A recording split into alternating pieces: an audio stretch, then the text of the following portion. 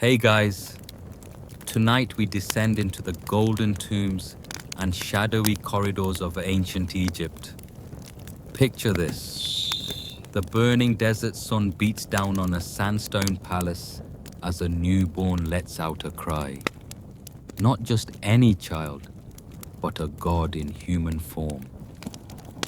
His birth is met not with lullabies, but with rituals, scrolls, and silent nods from priests in leopard skin cloaks. You are that child. And your new life? It comes with a throne, a crown, and about 100 expectations that you didn't ask for. Before your bones are even sturdy enough to sit upright, your fate is sealed. You are Pharaoh, a living god, a ruler of both men and gods, earth and sky. Sounds glamorous, right? You probably won't survive this. Now dim the lights, maybe turn on a fan for that soft background hum, and let's ease into tonight's journey together. The moment you're born, you're not just a baby, you're a divine symbol. Your body is considered sacred, your cries possibly prophetic. Midwives whisper prayers, and priests monitor your every breath for signs from the gods. It's not maternal warmth you grow up with, but ritual and surveillance. You don't get to be held freely. Even affection is ceremonial. Your wet nurse is likely an elite noble woman, not hired help, but a politically significant figure. Her ability to nourish you becomes a symbol of cosmic balance. And if she fails, some say she's replaced or punished in ways not written on papyrus. Your nursery is a palace wing. Lavish, yes, but heavily guarded. Statues of Taweret, the hippo goddess of childbirth, stand watch, and protective amulets hang over your cradle like a mobile. Except instead of cartoon animals, it's scarabs, cobras, and all-seeing eyes. Sweet dreams. Your earliest toys are not just for fun. They're talismans. Rattles shaped like lotuses to ward off evil spirits. Dolls representing future servants. Some scholars argue that real children, perhaps slaves or lesser nobles, were raised with you not just as playmates, but as symbolic offerings in waiting. Human comfort, or just one more prop for the Pharaoh's script. Your first words? Possibly rehearsed. Your first steps? Documented by scribes. You don't learn to speak like a child. You're taught to chant like a priest. Even your babbling is interpreted as divine messages. A sneeze might require a full purification rite. Your parents, the king and queen, are distant. Not necessarily cruel, just ceremonial. The king may be too busy with affairs of state or leading his own cult. The queen, she might be your future wife. Yes. Wrap your head around that bedtime story, and behind the smiling masks, something darker lurks. The royal court is already watching. Viziers keep tabs on your development. Any sign of weakness, physical, mental, spiritual, becomes a potential threat to the myth of divine kingship. If you stumble, it isn't just a trip. It's a cosmic warning. There's a high priest ready to step in, and he's got a nephew just your age. You are never allowed to be just a child. Even your dreams are recorded. Nightmares are taken seriously. They might be signs of cosmic imbalance, requiring sacrificial animals or midnight rituals. Sleep is not your escape. It's another duty. As you grow into toddlerhood, you're fitted with miniature versions of adult regalia, the striped Nemes headdress, the Uraeus cobra symbol, a small crook and flail. These are not costumes, they're tools. You're being shaped into a visual icon, a god on earth, whether you understand it or not. But there's no room for rebellion. Disobedience isn't punished with timeouts. It's met with spiritual correction. You're not being raised for adulthood. You're being cultivated for eternity. And while most children are told bedtime stories of monsters, your tutors teach you about the 42 divine judges who will weigh your heart after death. If it's too heavy with sin, it gets eaten by a crocodile-headed demon named Amit. Sleep tight. Still, there are small rebellions, silent ones. You begin to notice the eyes on you. You fake sleep to avoid another ritual. You clutch your lion-shaped amulet a little too tightly. But your resistance isn't freedom, it's just delay.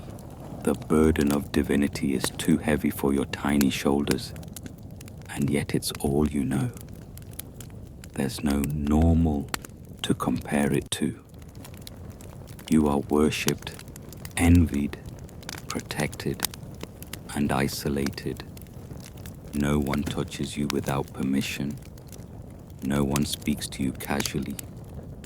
And behind every "yes, my lord," there's a calculation. Historians still argue whether young pharaohs had any emotional agency or whether they were tools from the start.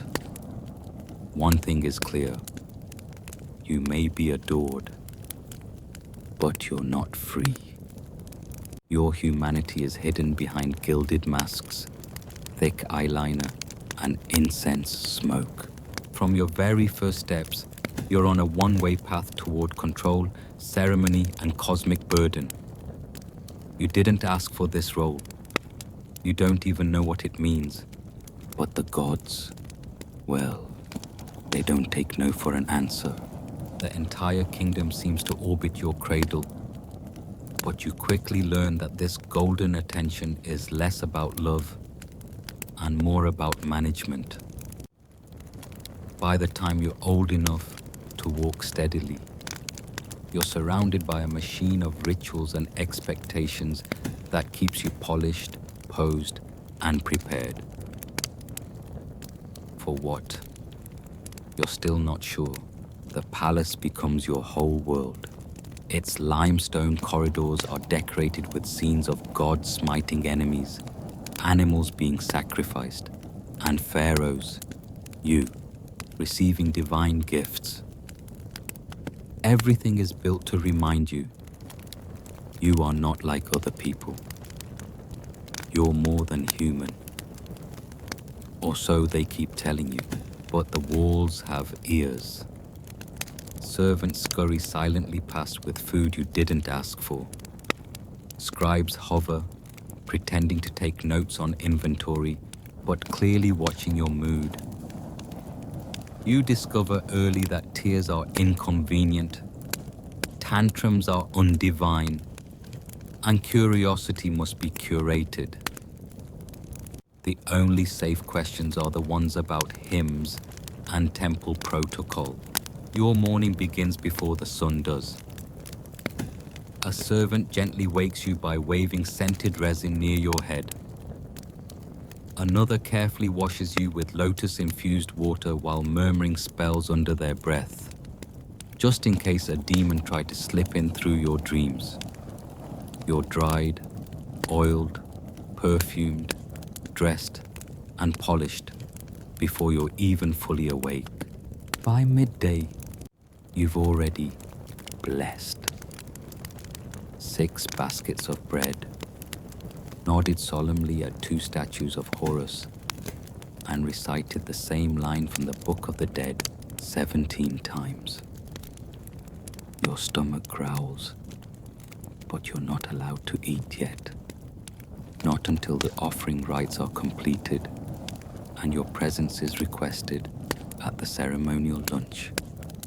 Yes, that's a thing. And when the meal finally comes, it's more like a performance than a picnic. You sit on a miniature throne, shaped like a lotus, your feet barely brushing the ground.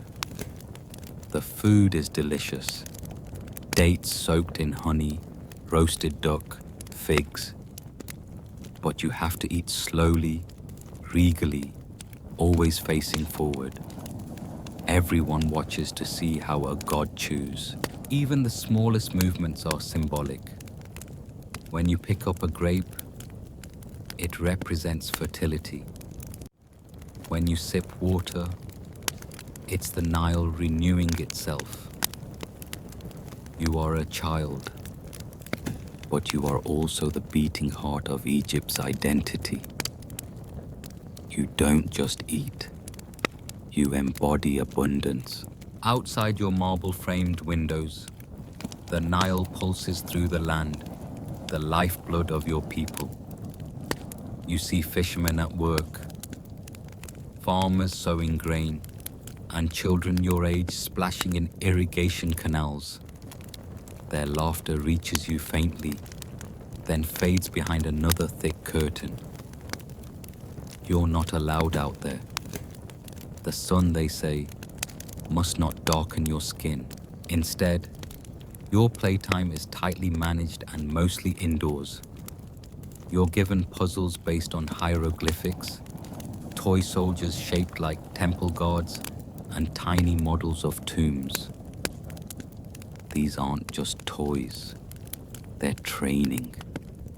You're not being raised to live. You're being prepared to die correctly, with all the right symbols in all the right places. The people who surround you aren't quite people. They're roles. There's the high priest of Amun who teaches you how to fold your arms just so during a blessing. The chief steward who explains grain quotas in numbers you pretend to understand. The royal astrologer who tells you not to look at the stars unless he says it's safe. Everyone has a job, even you. Historians still argue whether young pharaohs had true authority or were merely ceremonial figureheads manipulated by regents and priests. Some records suggest that children as young as 6 were making royal proclamations. Others believe the adults around them simply moved their mouths for them. One thing is clear. Even if you're not in charge, you carry the blame. If the Nile doesn't flood properly, if a solar eclipse frightens the people, if a temple chicken lays a misshapen egg, you must appear in the temple, calm and glowing, and perform the appropriate atonement. It's not your fault, but it is your responsibility.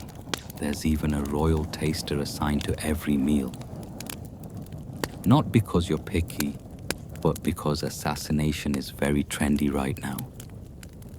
A few drops of the wrong resin, a misidentified herb, and suddenly the gods are looking for a new earthly representative. At least 3 cups of wine are sniffed before they touch your lips. A god stands behind you, always, always watching. Your tutors give you scrolls written in Old Egyptian, not even Middle Egyptian, the academic equivalent of handing a child Shakespeare in Latin. You nod, pretend to understand, and try not to yawn during the part about how to navigate the field of reeds after death. Occasionally you're taken outside to a sacred courtyard or the steps of a temple for public ceremonies. This is your bigger moment. You wave to the people, bless their offerings, and repeat words whispered to you by a priest hidden just out of sight. You are the center of attention, the vessel of cosmic balance, the one who ensures the sun keeps rising.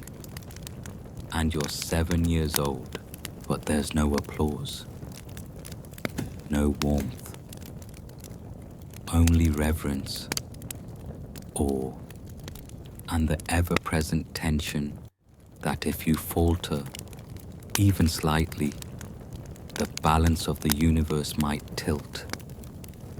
You smile because it's expected. Your face already aches from divine composure. Even bedtime is formalized. A servant brushes oils into your scalp. Another tucks you into sheets dyed with imported indigo. You lie there, trying to relax as a priest chants protective spells at your doorway. And just before you fall asleep, someone slips a small scarab beneath your pillow. For dreams, they say, and defense against wandering spirits. You're not sure if the scarab is for the dreams or from them.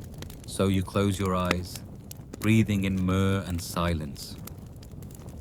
Tomorrow, you'll wake again not as yourself, but as a symbol. You wake to the sound of chanting, low and rhythmic, like the Nile lapping against its banks. But it's not water you hear. It's the priests again. They're already in your room. They're always in your room. Today is special. A royal announcement has just been made. You're engaged to your sister. You're 9. Now, before you panic, remember, this isn't love. This is blood. Pure, sacred, untainted by outsiders. Egyptian royal ideology holds your family line as divine. The gods married their siblings, and so must you. Your union isn't romantic, it's cosmological.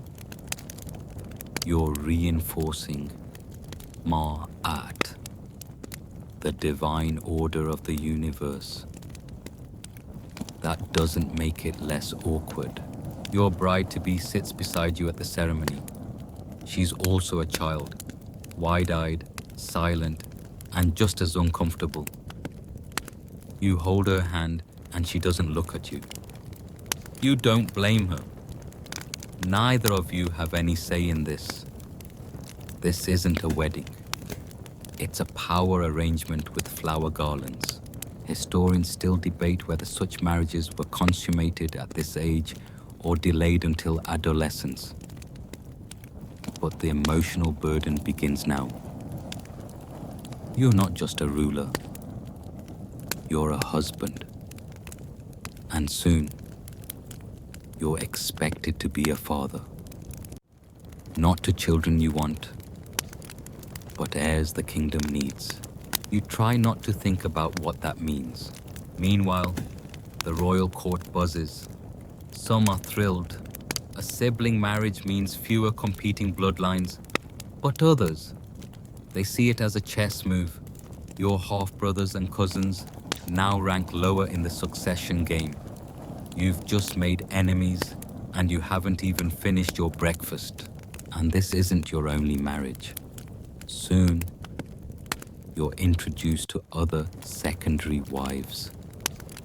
Political alliances dressed in silk and perfume. One is from Nubia, her dowry large enough to fund a new temple wing. Another is the daughter of a foreign king, your diplomatic bride. You smile politely and try to remember everyone's name. The harem isn't a single building. It's an institution. A sprawling compound filled with wives, concubines, servants, guards, and eunuchs. Most of it is off limits to you until you're older. But you hear whispers. Rumors of jealous fights, strange pregnancies, and secret plots. You're taught to control, not connect. Affection is risky. If a wife becomes too powerful, too clever, too loved, She might be accused of sorcery, or worse, ambition. One queen mother is already pulling strings. Her eyes are everywhere. She gives you gifts you didn't ask for, advice you didn't understand.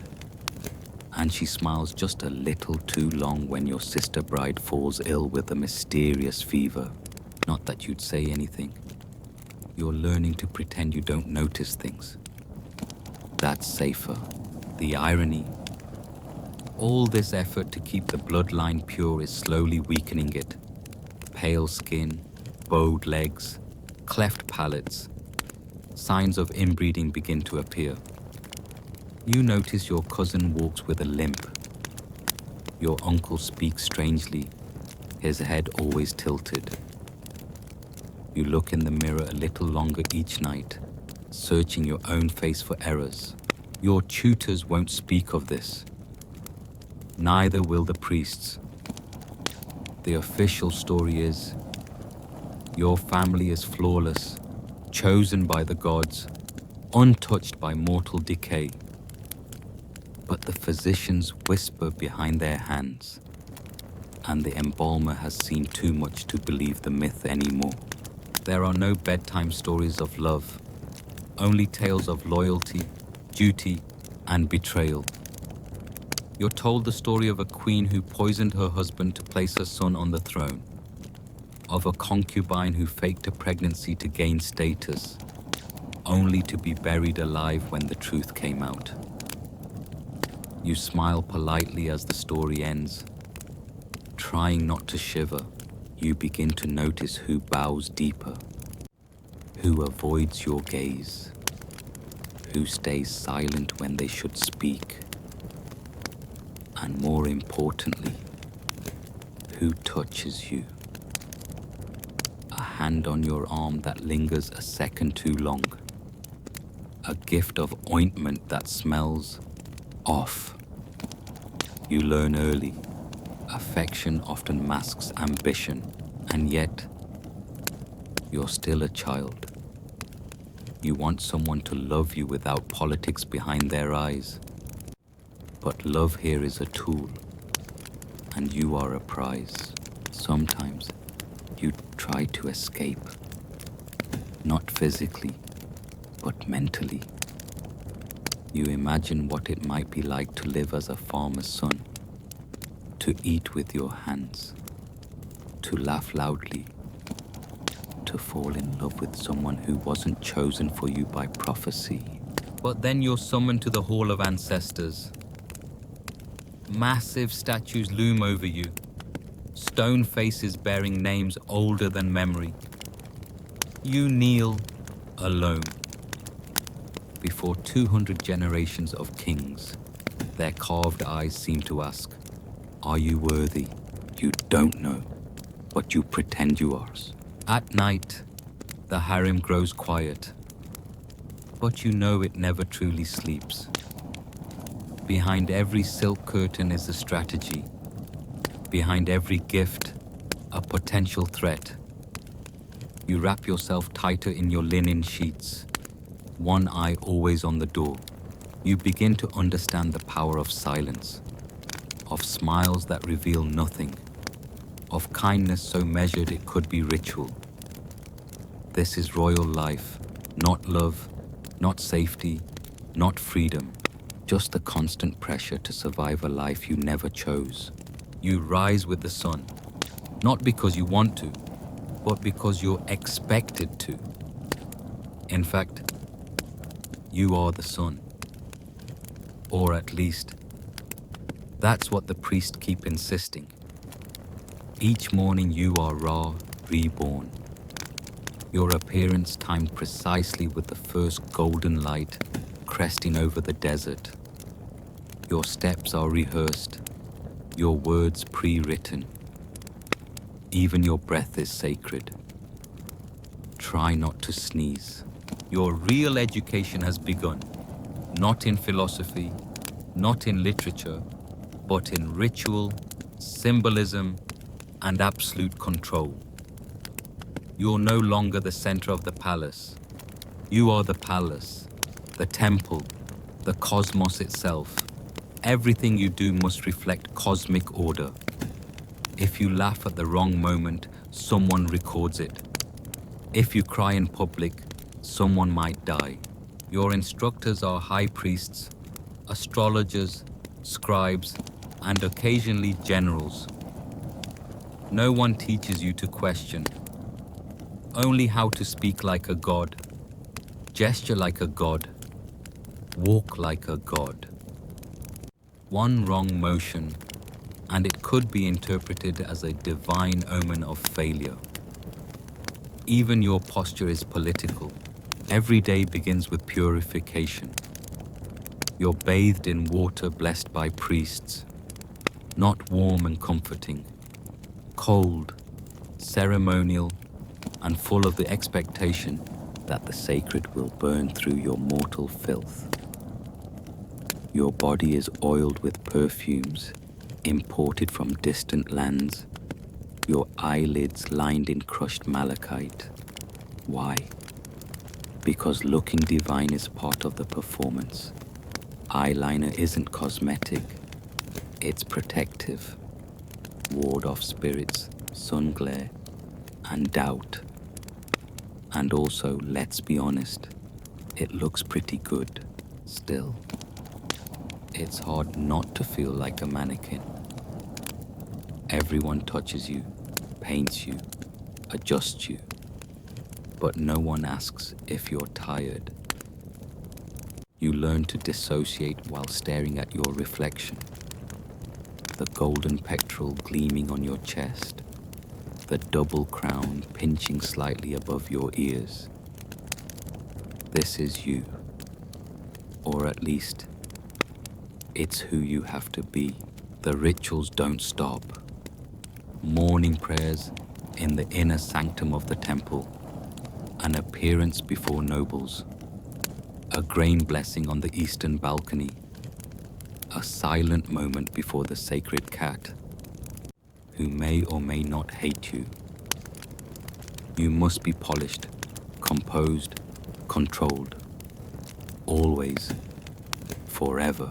Royal life at its core is performance as power. The image of stability is stability. If you falter, Egypt falters. If you look uncertain, even the Nile might hesitate to rise.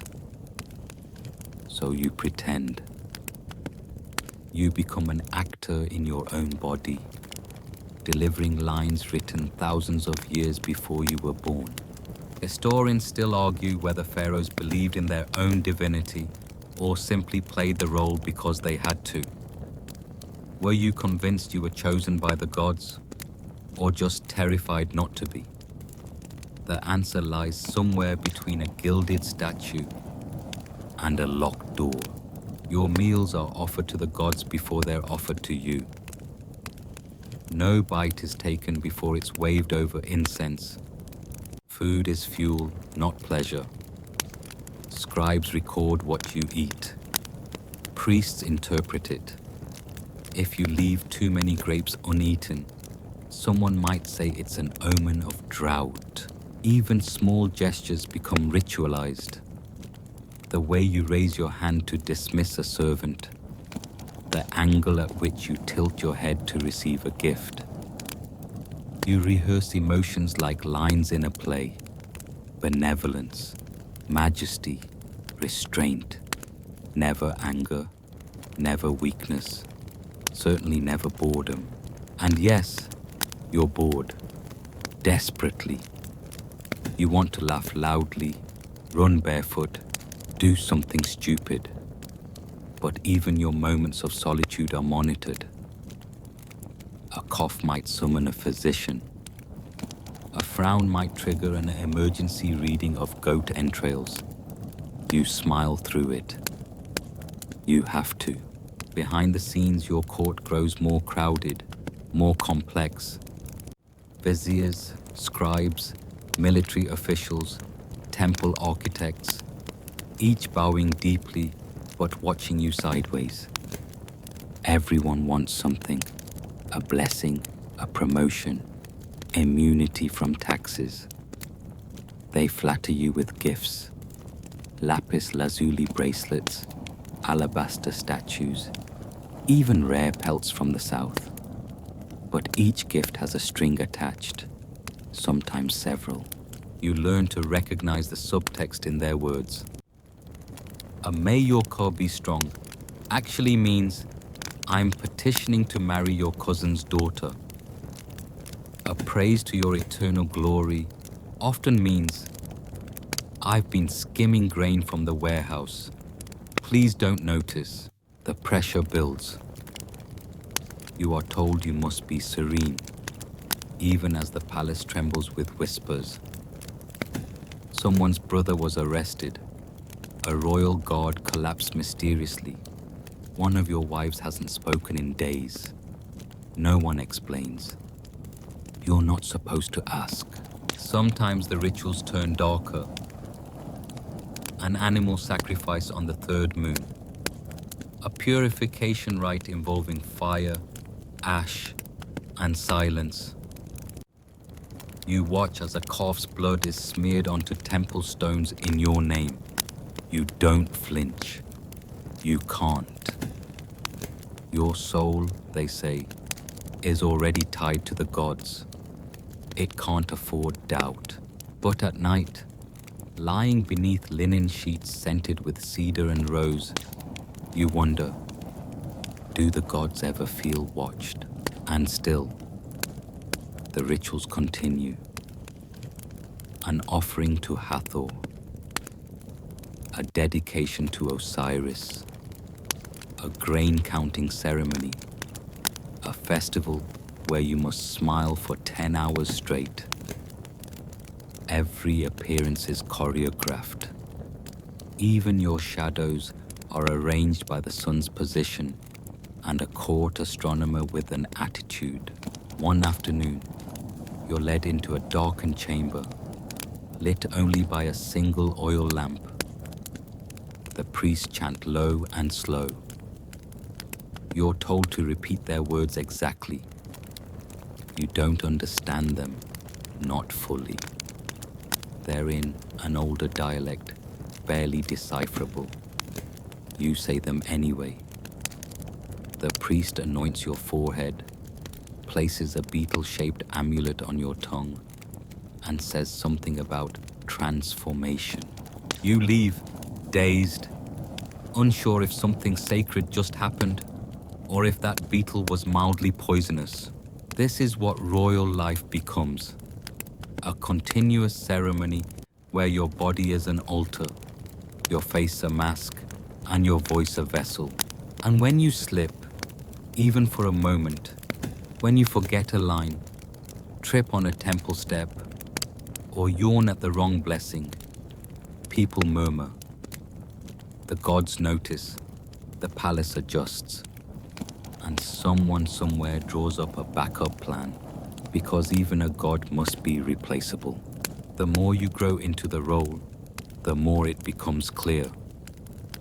Pharaohs don't just rule Egypt, they are Egypt.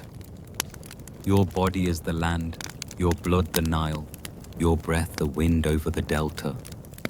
It sounds poetic, almost beautiful, until you realize what that actually means. Every drought, every famine, every failure will be blamed on you, personally. And failure isn't always a matter of negligence. Sometimes it's just the weather. But logic doesn't soften divine expectation. If the Nile doesn't flood enough this year, the priests will conduct divinations. The oracles might suggest your car is weak.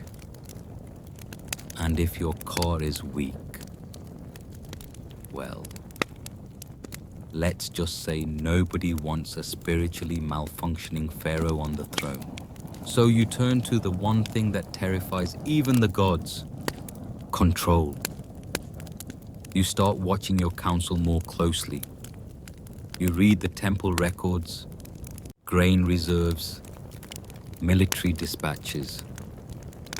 You stay up late, pretending to listen to love songs while really reviewing maps of the gold mines in Nubia, you begin to understand something crucial.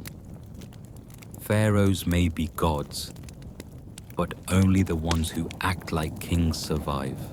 You start to enforce order, swiftly, publicly. A tax collector who siphons a little too much is paraded through the streets in disgrace. A priest who whispers the wrong ritual phrase is suddenly reassigned to a very distant, very dry temple. Word spreads. The message is clear. Even the divine have limits. But you're not just reigning. You're playing a game that's part chess, part blood sport. The royal court is a hive of smiling daggers. Your wives, yes, plural now, each have their own family factions. Their brothers are generals. Their mothers are temple patrons. Their cousins run key provinces. Marrying isn't romantic, it's tactical. And marrying one sister, but not the other, that can spark a feud that lasts generations. It's common knowledge, of course, that some pharaohs marry their siblings. It's tradition. Divine blood must remain pure. Never mind how awkward dinner gets when your wife's sister starts talking about your shared childhood goat. Historians still argue whether these incestuous unions were genuinely romantic, purely symbolic, or just a brutally effective way of keeping power locked in the family. Probably a mix of all three, with a generous helping of denial. You sit through royal dinners surrounded by siblings, wives, half-siblings, and ambitious in-laws, all pretending to toast your greatness. The wine is sweet, the air heavy with lotus incense, and everyone smiles a little too much. You never finish your cup, not because you're modest, but because you don't trust the taste of anything that's been out of your sight for more than 5 seconds. You notice your food tasters aging quickly. That's not a metaphor. They really do get sick more often than anyone else. One cough and they're reassigned to pyramid maintenance, which is not a glamorous gig. There's something unsettling about how casually poison is whispered through the palace halls. It's not always deliberate.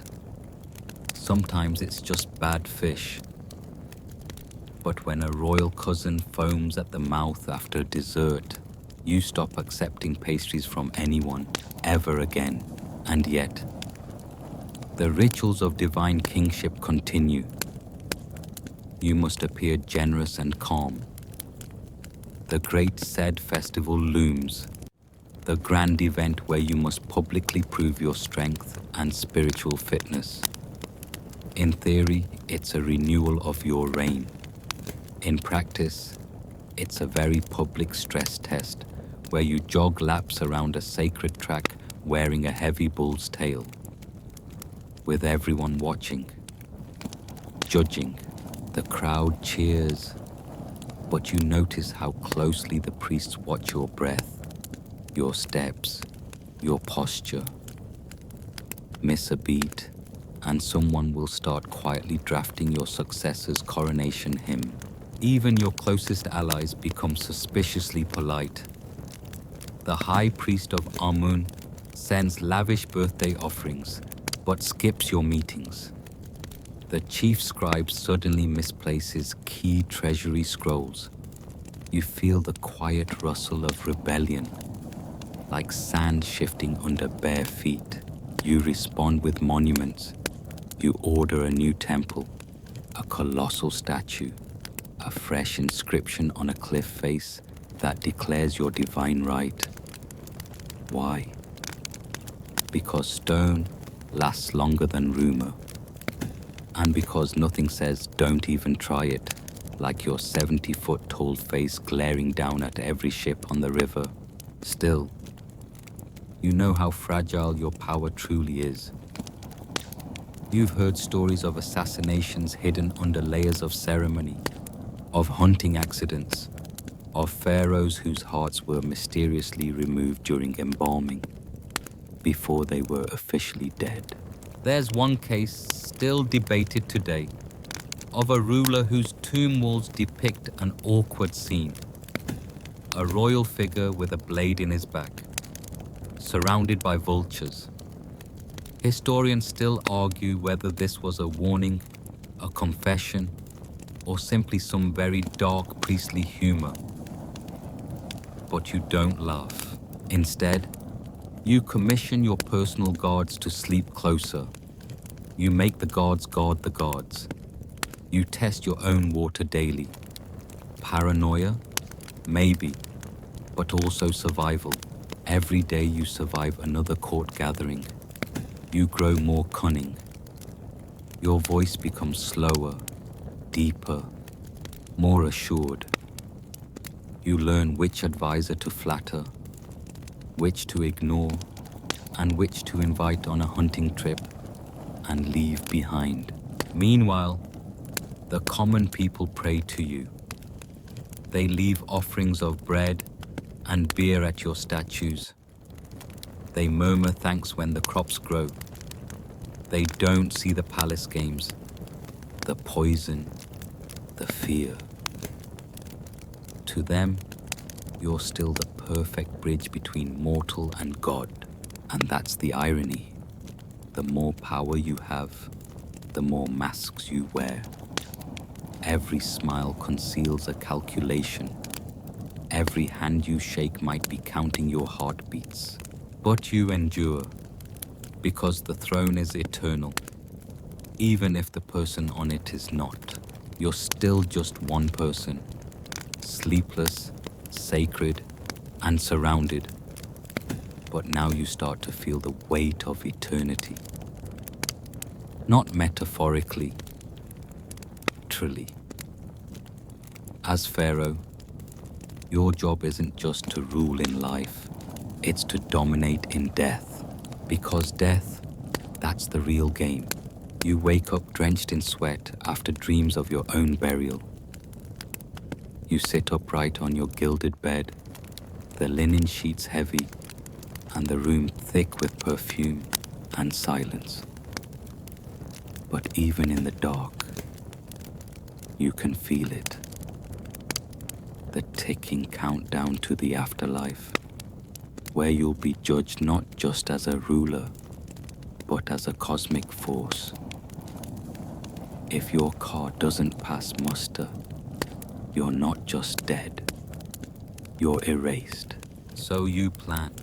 You commission your tomb before you even turn 20. Actually, it's more like a personal city underground. Architects draw blueprints in secret chambers while artists spend decades painting scenes of your ideal afterlife. Boating on calm rivers, enjoying feasts, sitting beside gods like an old friend. All the good stuff, minus the court intrigue and taxes. But here's the disturbing part.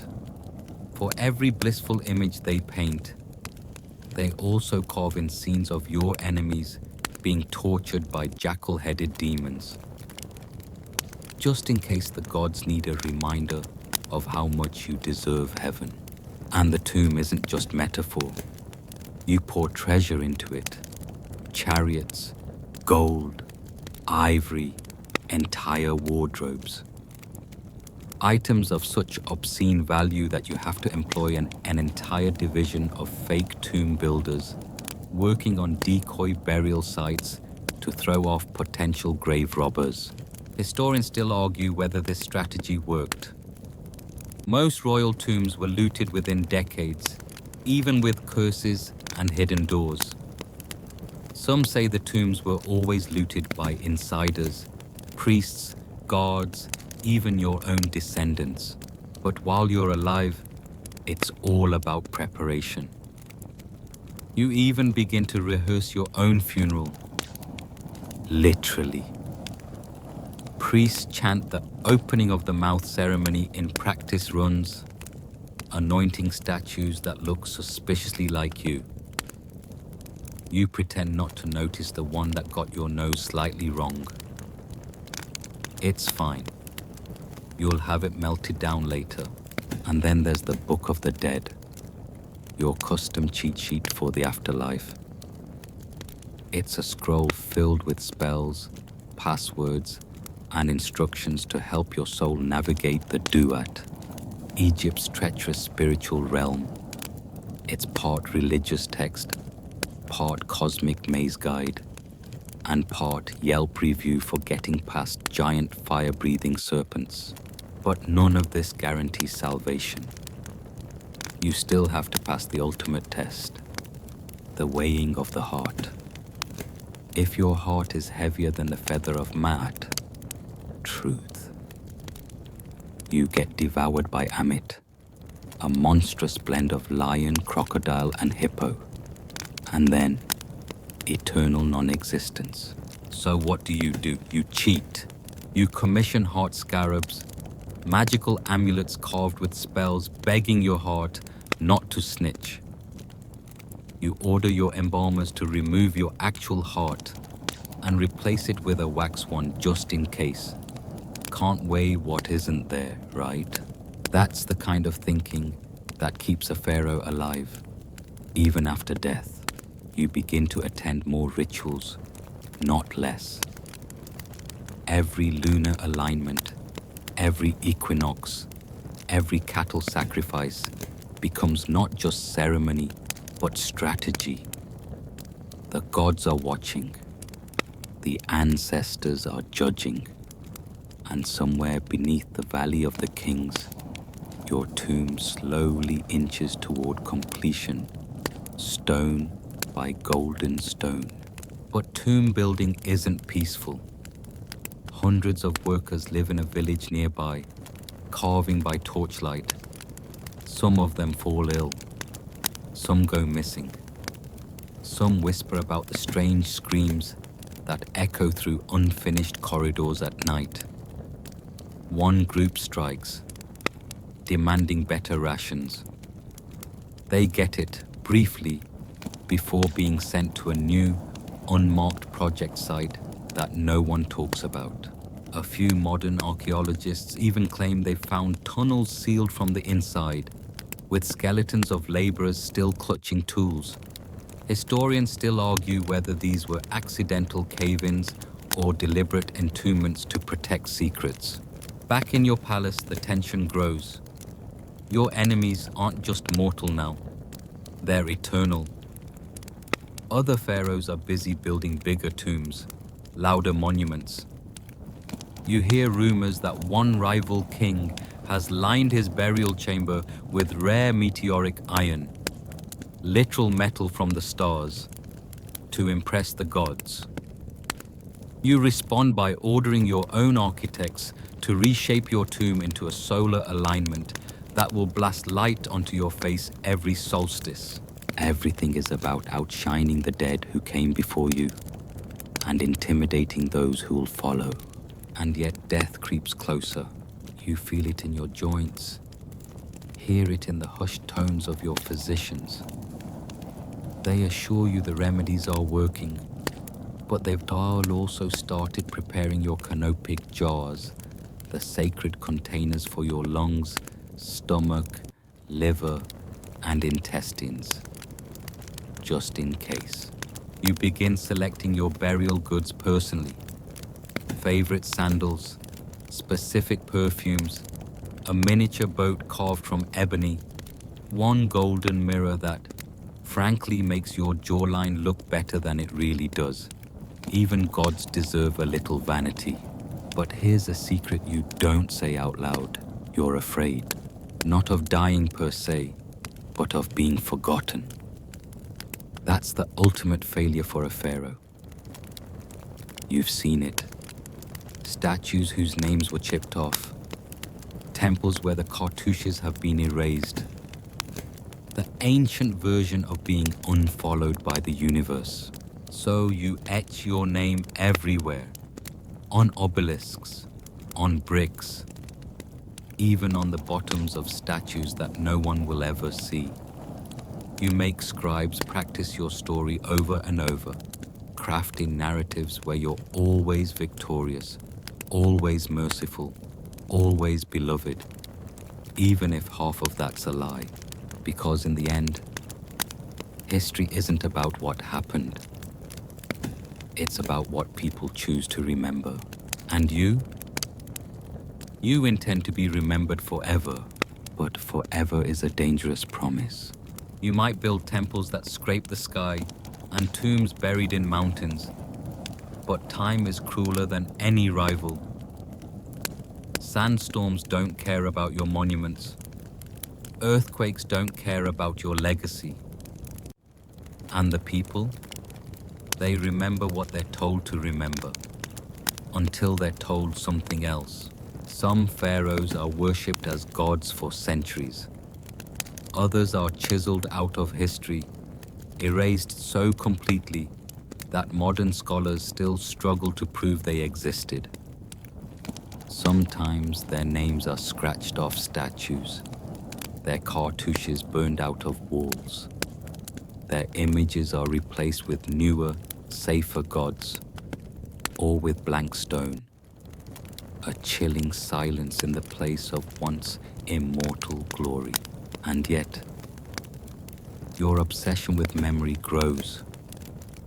You start to create false versions of yourself. Not just stories or hymns, but literal statues showing you youthful, strong, heroic, even when you're old, sick, and paranoid. You know how easy it is to bend truth. You've done it your whole life. The future will be no different. To control the future, you invest in the scribes. They're the real sorcerers of eternity, crafting narratives on papyrus scrolls and temple walls, deciding who was pious and who was cursed. You pay them well. You give them gifts. You encourage hymns with flattering adjectives. Great in mercy, Lord of balance, beloved of Ma'at. You pretend not to notice the scribe who slips in a few extra lines about your generosity after receiving a plot of land near the delta. Meanwhile, rumors stir in the court. Your eldest son, born from your favorite wife, is said to be impatient. He asks too many questions. He lingers too long near your physicians. He smiles too widely when you cough. The royal court begins to shift again. Nobles align with your potential heirs. Some say the chief priest is subtly favoring your younger son, who is more pliable, more easily influenced.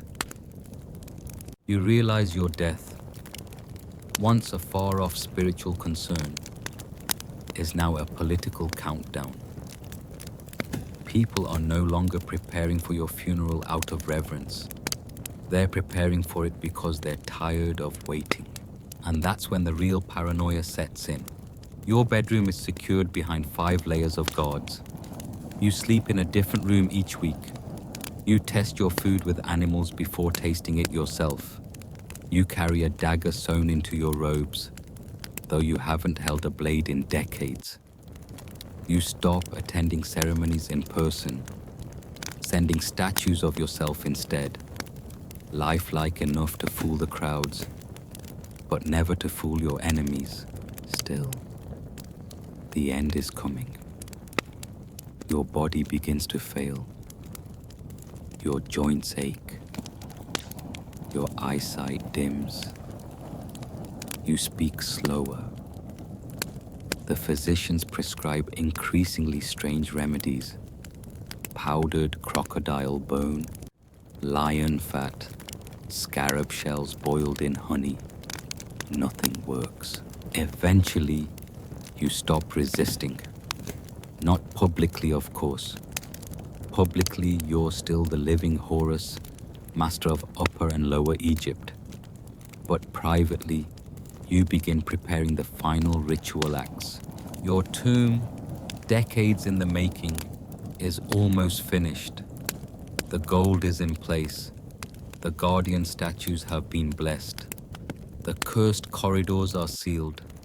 The false doors have been carved with riddles only the gods can answer. You're ready. Or so you think, because death, when it comes, isn't majestic. It's not a ceremony. It's not a hymn echoing through lotus-scented halls. It's just your final breath, drawn alone in a room full of trembling servants. And then the real ritual begins, not for your soul, but for your body. Your corpse is taken immediately to the embalmers. Organs are removed with knives sharper than moonlight. Your brain is pulled out through your nose using a hooked tool. Your heart, ironically, may be lost in the process, as it was for some kings. The priests panic, whisper spells, try to substitute a charm. No one must know. Your body is dried, soaked in natron, wrapped in linen, sealed with resin. You are placed in not one, but 3 coffins, nested like secrets. Your face is painted into a serene mask, but under the gold and pigment, you are dust. And then you're buried amid torches, incense, chants, sealed inside the tomb you ordered built, surrounded by wealth and spells, protected by curses and architecture. No air, no sound, just stone and eternity. Centuries pass. Your tomb may be looted. Your name may be erased. Your mummy might be burned for torchlight or sold to tourists. Or maybe, just maybe, you'll be discovered again, pulled from the dark by archaeologists in wide-brimmed hats, your legacy reborn in textbooks and documentaries. People will debate your life, your power, your choices. They'll marvel at your treasures, gasp at your customs, and shake their heads at your family tree. Some will call you a tyrant, others will call you a genius. But all will agree you were unforgettable, and in the end, that's all you ever really wanted. You're not gone, not really, because the rituals don't stop after your burial. They only shift into stranger shapes. In the dark corridors of your tomb, guarded by jackal-headed deities and curses etched into sandstone, your servants have sealed offerings meant to sustain you in the afterlife. There's meat wrapped in linen, dried fruits in jars, whole loaves of bread, miniature boats, and tiny carved slaves, shabtis, who are supposed to do your work in the field of reeds, a paradise conveniently modeled after your earthly estate. And here's the disturbing twist. Your eternal comfort is built on eternal labor. Even in death, you expect to be obeyed. Even in the afterlife, someone else is meant to carry your burdens. Ancient Egyptians called it justice. You might call it a bit much, but then again, you were always taught that the gods favored order, hierarchy, and loyalty. So you ensure the priests maintain endless rites in your name. Incense is burned, hymns are sung, your face is kissed by statues. You're now a true of voice, a title awarded only after successful judgment in the Hall of Two Truths, where your heart is weighed against a feather. Historians still argue whether this was symbolic or deeply believed, whether pharaohs feared damnation or just wanted poetic closure. But either way, your afterlife is tightly stage managed, just like your real life was. Back in the land of the living, though, your death has created a power vacuum. Your sons, yes, plural, are maneuvering fast. There are secret letters, promises of gold, desperate marriages to royal half-sisters to strengthen claims. The vizier quietly changes which name he says first in council meetings. Soldiers are reassigned. The royal seal is misplaced, then mysteriously reappears on the signet of your youngest heir. And the priests? They wait. Because they know that whoever ascends next will need their blessing and their silence. Here's a lesser-known tradition. Sometimes, the new pharaoh poisons the memory of the old one. Not literally, but politically. They change the official record, rewrite events, recast victories.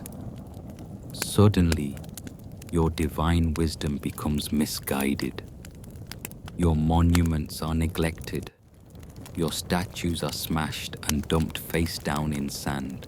A few might survive in remote temples or half-buried chapels, but you're no longer the shining sun of Egypt. You're a historical embarrassment, a political inconvenience, a cautionary tale whispered by temple scribes. You are, in short, cancelled, and this is where things get even darker. Because if your tomb is disturbed, if your body is unwrapped, your mummy broken, your name cursed, your soul is said to be destroyed. No afterlife, no paradise, no field of reeds, just oblivion. So, to prevent this terrifying fate, you tried to cheat death before it even happened. You hid your true tomb deep in the Valley of the Kings. You layered decoys, sealed false doors, carved warnings and hexes onto the walls. You paid tomb builders double, then buried some of them alive to keep the location secret. Or so the legend goes. Historians still argue whether that's true, or just the grim exaggeration of ancient rivalries. But the result is clear.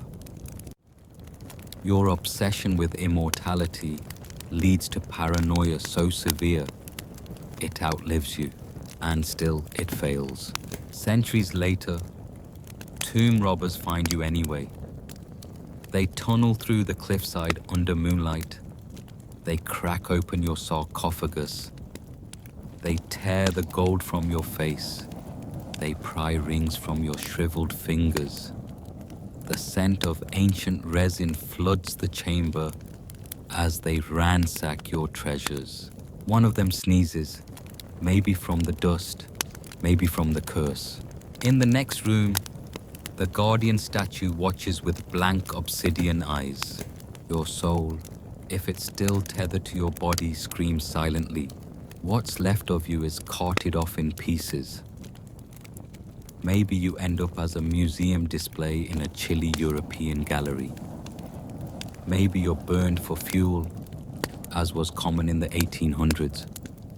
Or maybe, if you're lucky, you're rediscovered with reverence, tucked away in a hidden cache of royal mummies, your face once again bathed in flickering torchlight. Even in death, your body is a pawn, and back in Egypt, the rituals continue. Not just for you, but for the next pharaoh, and the next. Each one convinced they'll finally master immortality. Each one repeating your mistakes. They build bigger tombs, deeper corridors, more elaborate traps. Some even carve their own books of the dead, spelling out exactly how to survive the afterlife in exhausting detail. Do this spell on day one. Say these words when facing the demon with knives for eyes. Never, ever speak your real name aloud in the Hall of Serpents. Modern historians debate whether these were literal instructions or spiritual metaphors. But it's clear they weren't comforted by the idea of rest. They weren't chasing peace.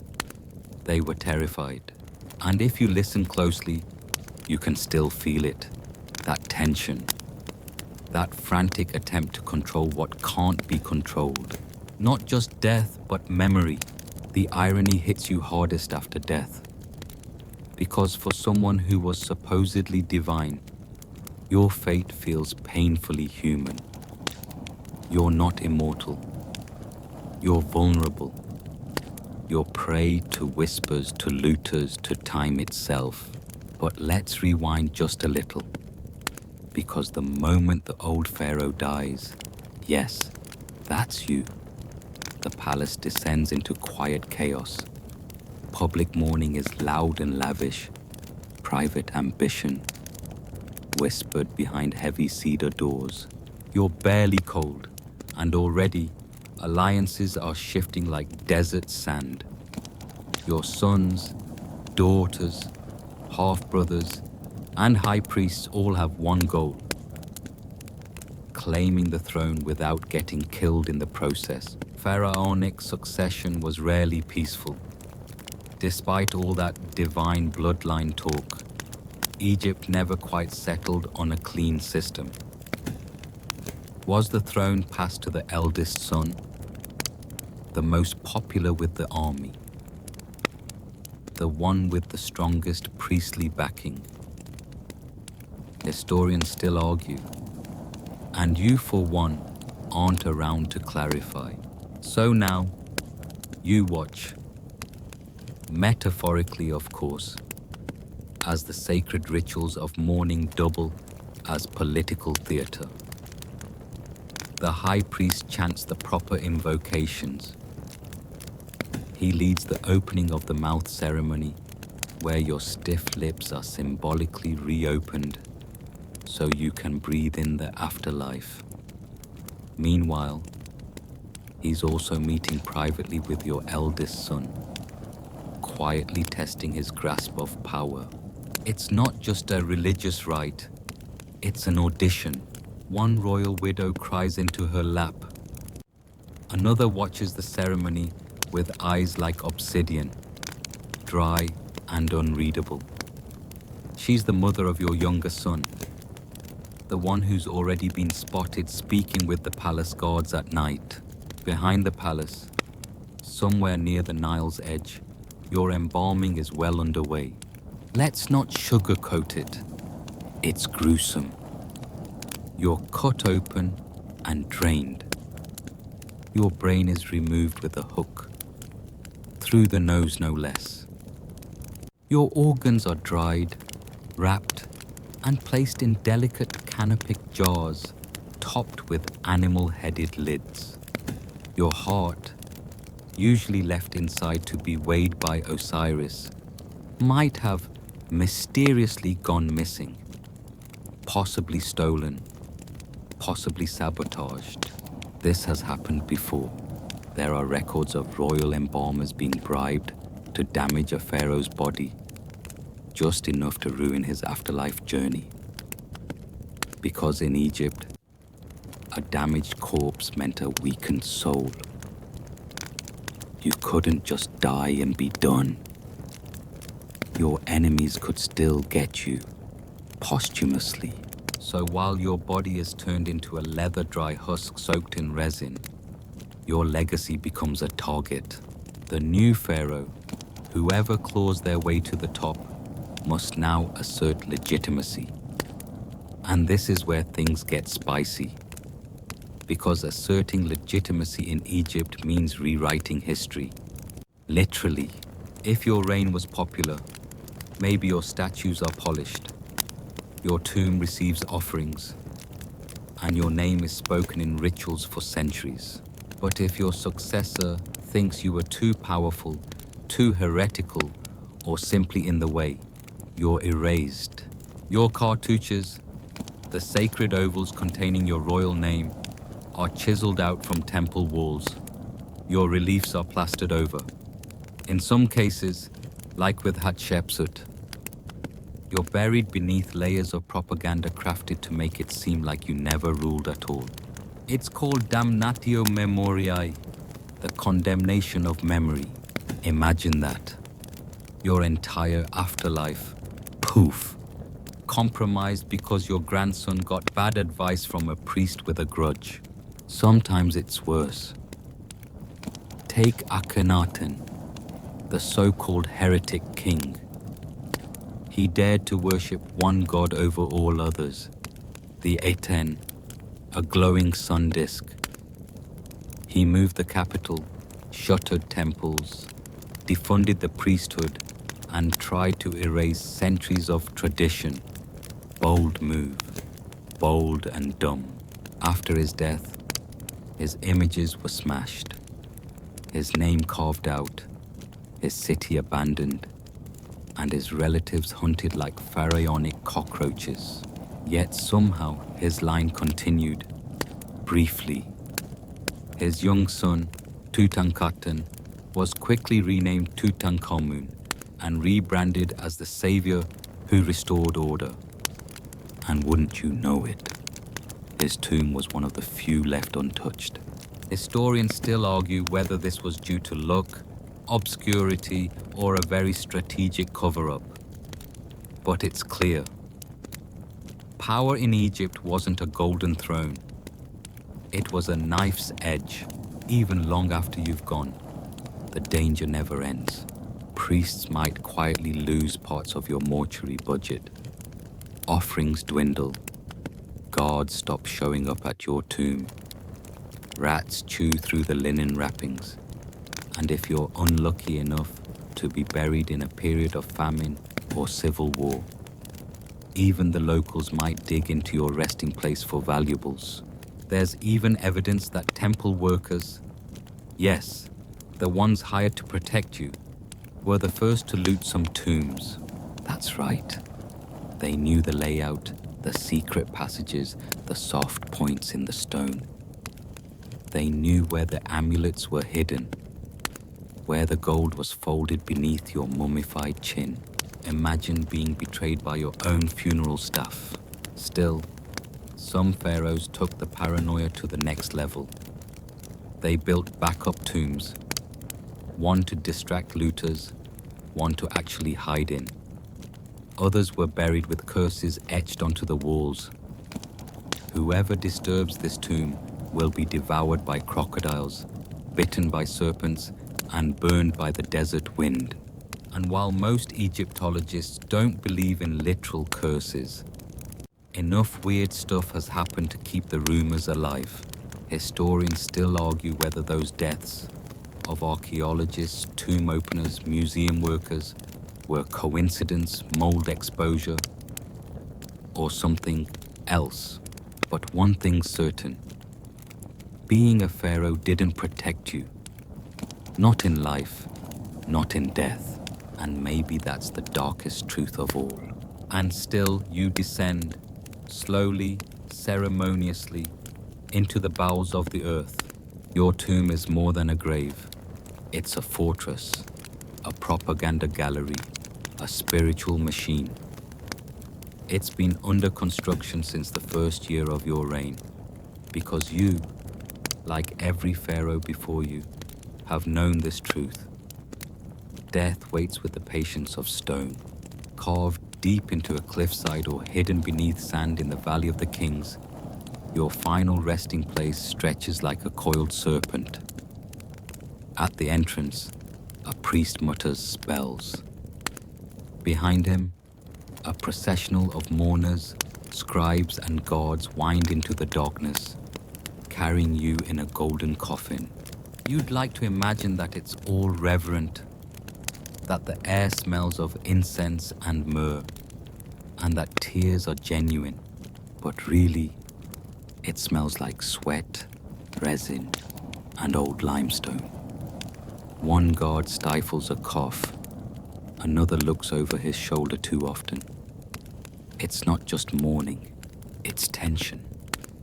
Everyone here knows that grave robbing is a matter of when, not if. Still, your tomb tries its best to fight back. On its walls, elaborate frescoes show your journey through the Duat, the underworld.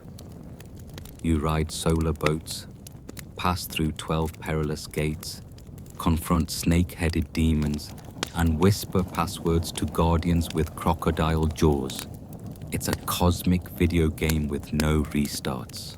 In the Hall of Judgment, your soul stands before Osiris. Your heart is weighed against the feather of Ma'at, goddess of truth. If your heart is heavy with sin, the monstrous Amit, a part lion, part hippo, part crocodile, devours it. No reincarnation, no peace, just obliteration. That's why your priests may have fudged a few details during your burial rituals, just in case. A few extra hymns, a few amulets tucked into your linen, one under your tongue to help you speak, one shaped like an eye to protect your organs, one to stop your heart from telling on you. The science behind this? Patchy. Historians still argue whether these charms were symbolic or actually believed to wield power. But one thing's clear. No pharaoh wanted to risk it. And your tomb doesn't stop at metaphysics. It's also a catalogue of your glory. Wall carvings show you smiting enemies, Libyans, Nubians, Asiatics, who grovel beneath your sandals. Others show you offering wine and geese to gods, or sitting larger than life beside your queen. Every inch is a curated Instagram of your divine success. But underneath the glamour, there's desperation. You're buried with chariots, jewelry, beds, weapons, board games, makeup palettes, wigs, food. Because no one is quite sure what the afterlife needs. Your tomb becomes a hoarder's dream and an archaeologist's fantasy. Even today, museums still showcase items from pharaonic burials that look suspiciously like they belong in a luxury catalogue. Gold-plated sandals, perfume jars, delicately carved headrests. And then there's the stuff that's harder to explain, like the tiny model boats, placed so you can sail across celestial rivers, or the figurines of servants, called Ushabtis, who will magically come to life and do your chores for you. Some tombs have hundreds, because clearly a god king shouldn't have to cook his own afterlife breakfast. Weirder still, some early tombs contained actual humans. There's still debate, but evidence suggests that in Egypt's earliest dynasties, pharaohs were sometimes buried with real attendants, servants, guards, even pets, killed and interred to serve you forever.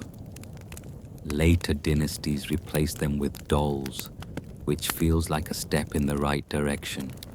You know, slightly less murdery. Still, the creepiness lingers. Your tomb is sealed with massive limestone plugs. Hidden chambers are disguised. Curses are etched into the threshold. One reads, "May vultures tear the eyes from any who enter." Another, "Death shall come on swift wings." Very poetic, very metal. But even all this isn't enough, because the looters come. They always do. Sometimes it's within months. Sometimes it takes centuries. But greed, unlike embalming resin, never hardens or fades. They pry open the false doors, chip away the plugs, and crawl through airless tunnels like desert rats.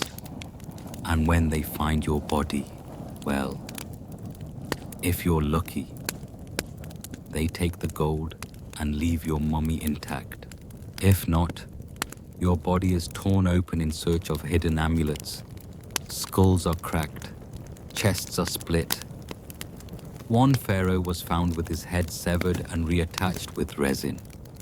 Another's toe was stolen and replaced with a stick. And what about those who were caught? Some records describe gruesome public punishments, beatings, amputations, impalement. But that didn't stop the next crew. Or the next. Even priests joined in. By the end of the New Kingdom, tombs were being officially reorganized. A nice way of saying state-approved looting. Mummies were moved to communal caches, stripped of valuables, and stuffed into overcrowded chambers to prevent further theft. That's how we found some of them today, hidden in secret mass burials. Ramses II, Seti I, even Thutmose III, stacked together like ancient royalty on a budget airline. And still they endured, sort of. Their names survived. Their statues remained. Their curses echoed down museum corridors, spooking Victorian explorers and YouTubers alike. Even when looted, their stories refused to die. And you, mummified, mythologized, maybe even misunderstood, are just one more chapter in Egypt's haunted anthology, because your tomb is never just about death. It's about control, image, legacy, the desperate hope that you, Pharaoh, ruler of two lands, will be remembered not as a desiccated husk in a crumbling sarcophagus, but as a god-made flesh. Spoiler, you don't get to choose. You're dead now, but don't get too comfortable, because even in death, your troubles are just beginning.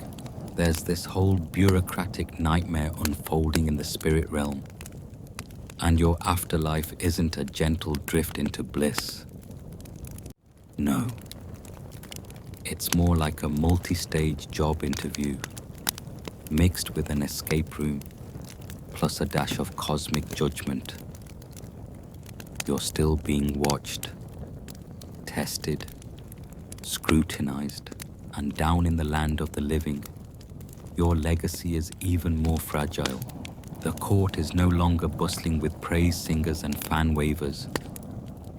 Now, it's whispering, jockeying, plotting. You had sons, you had daughters, you had wives, many wives, some related to you, some with their own powerful families, some deeply ambitious, and they all remember what you said or didn't say. Who inherits your double crown? This is not an automatic process. No neat line of succession. No tidy will read over wine and figs. Just chaos wrapped in linen.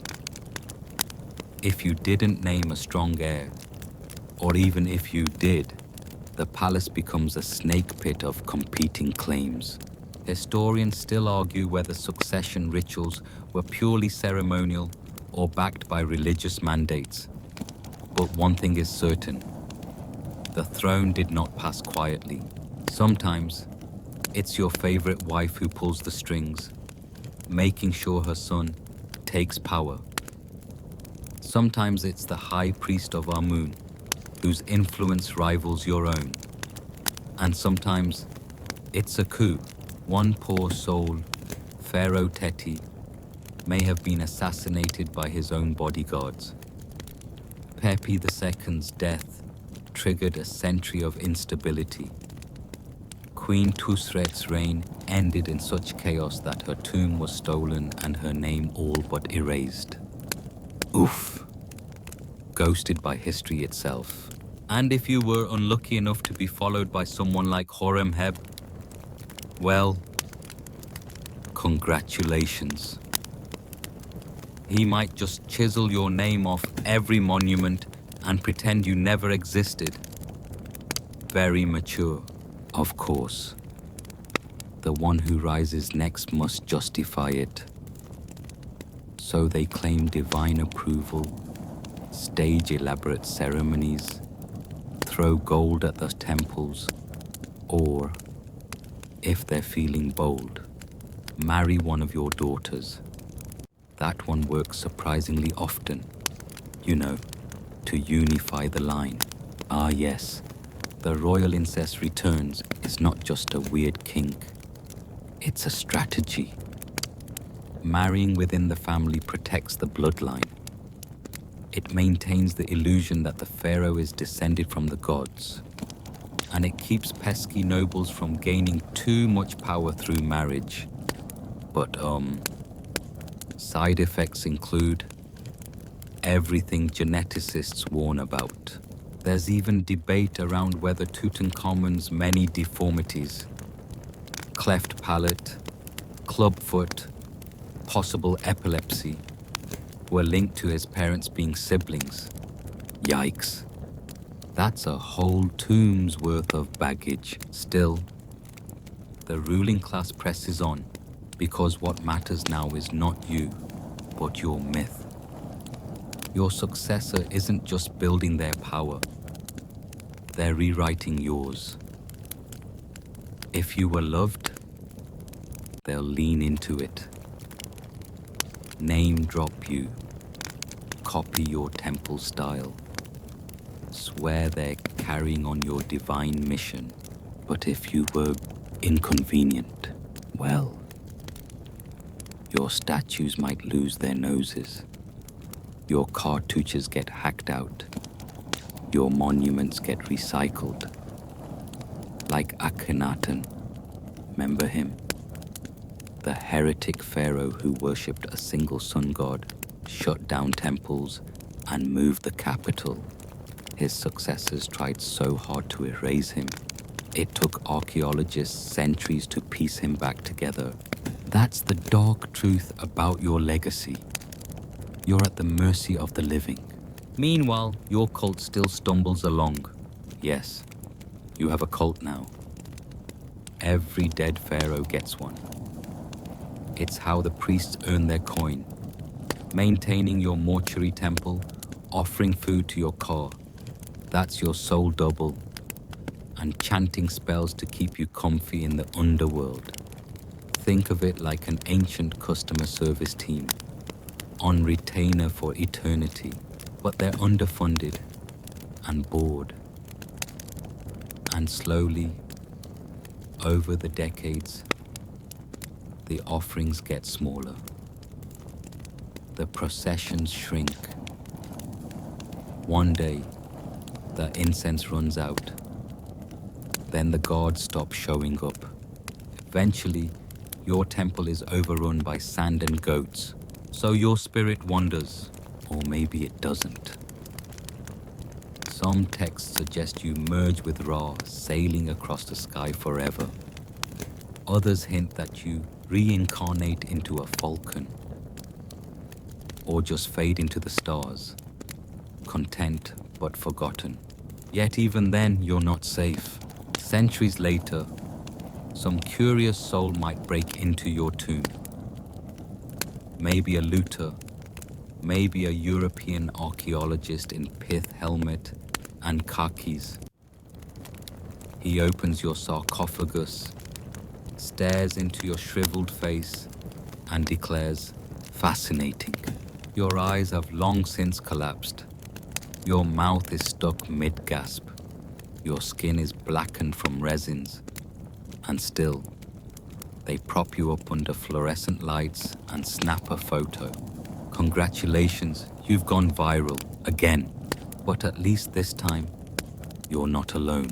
Modern scientists get involved. CT scans, DNA analysis, carbon dating. Suddenly, your secrets spill out like so much natron-dried gossip. That hip fracture, possibly a chariot crash. That dagger in your wrappings, made from meteorite. Your hair, dyed ginger red.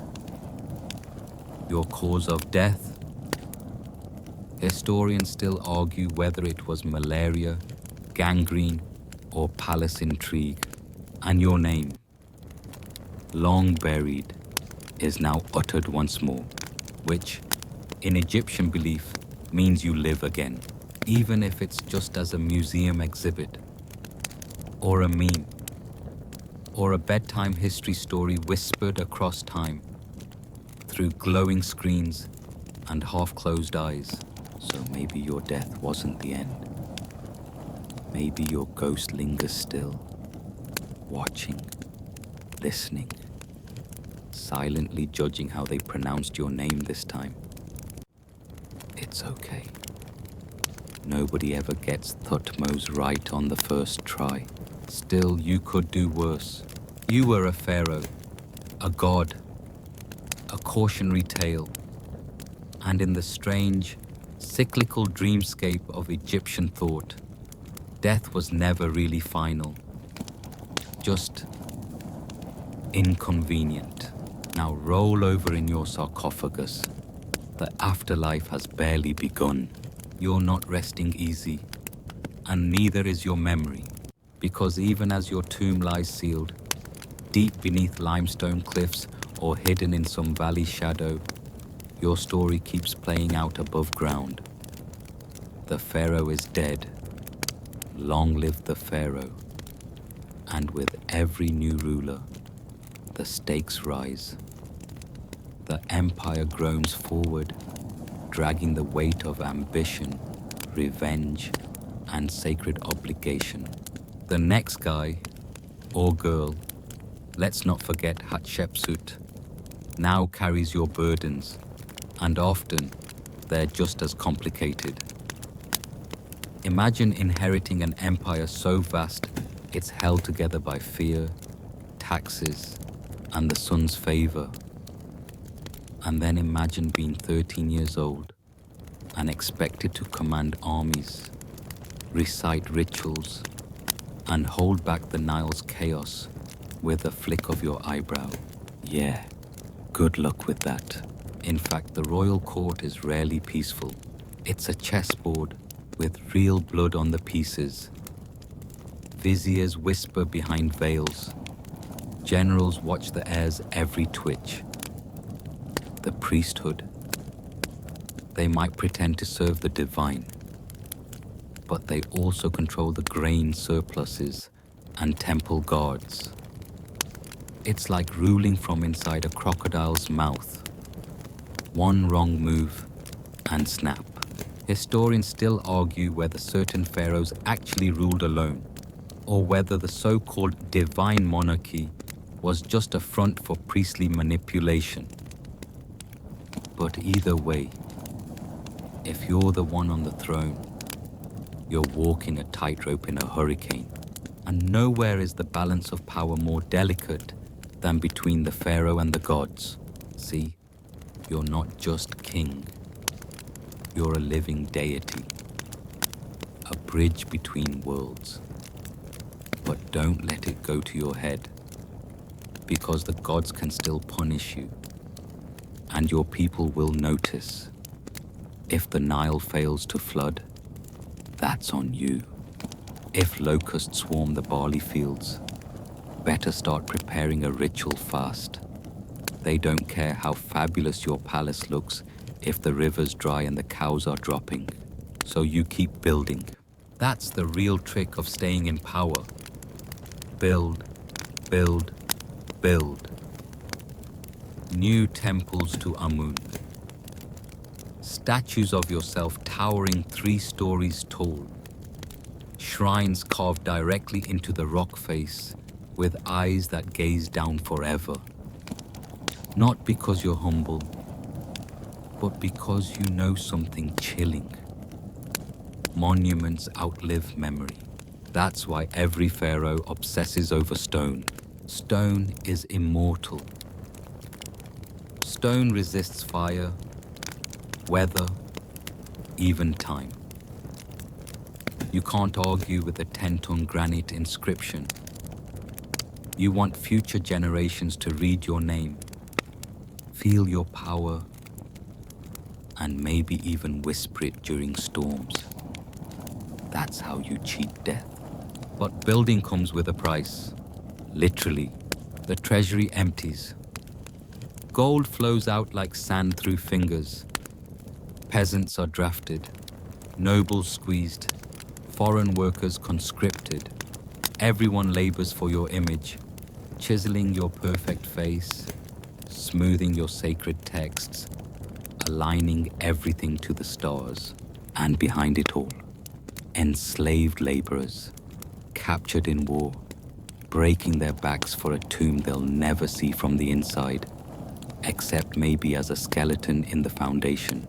There's a fringe theory, unproven but persistent, that some tombs were designed with cursed layouts, meant to trap or confuse the spirits of any would-be intruders. Twisting corridors, false doors, painted eyes on every wall to keep watch. Whether it's superstition or state-sponsored psychological warfare, the result is the same.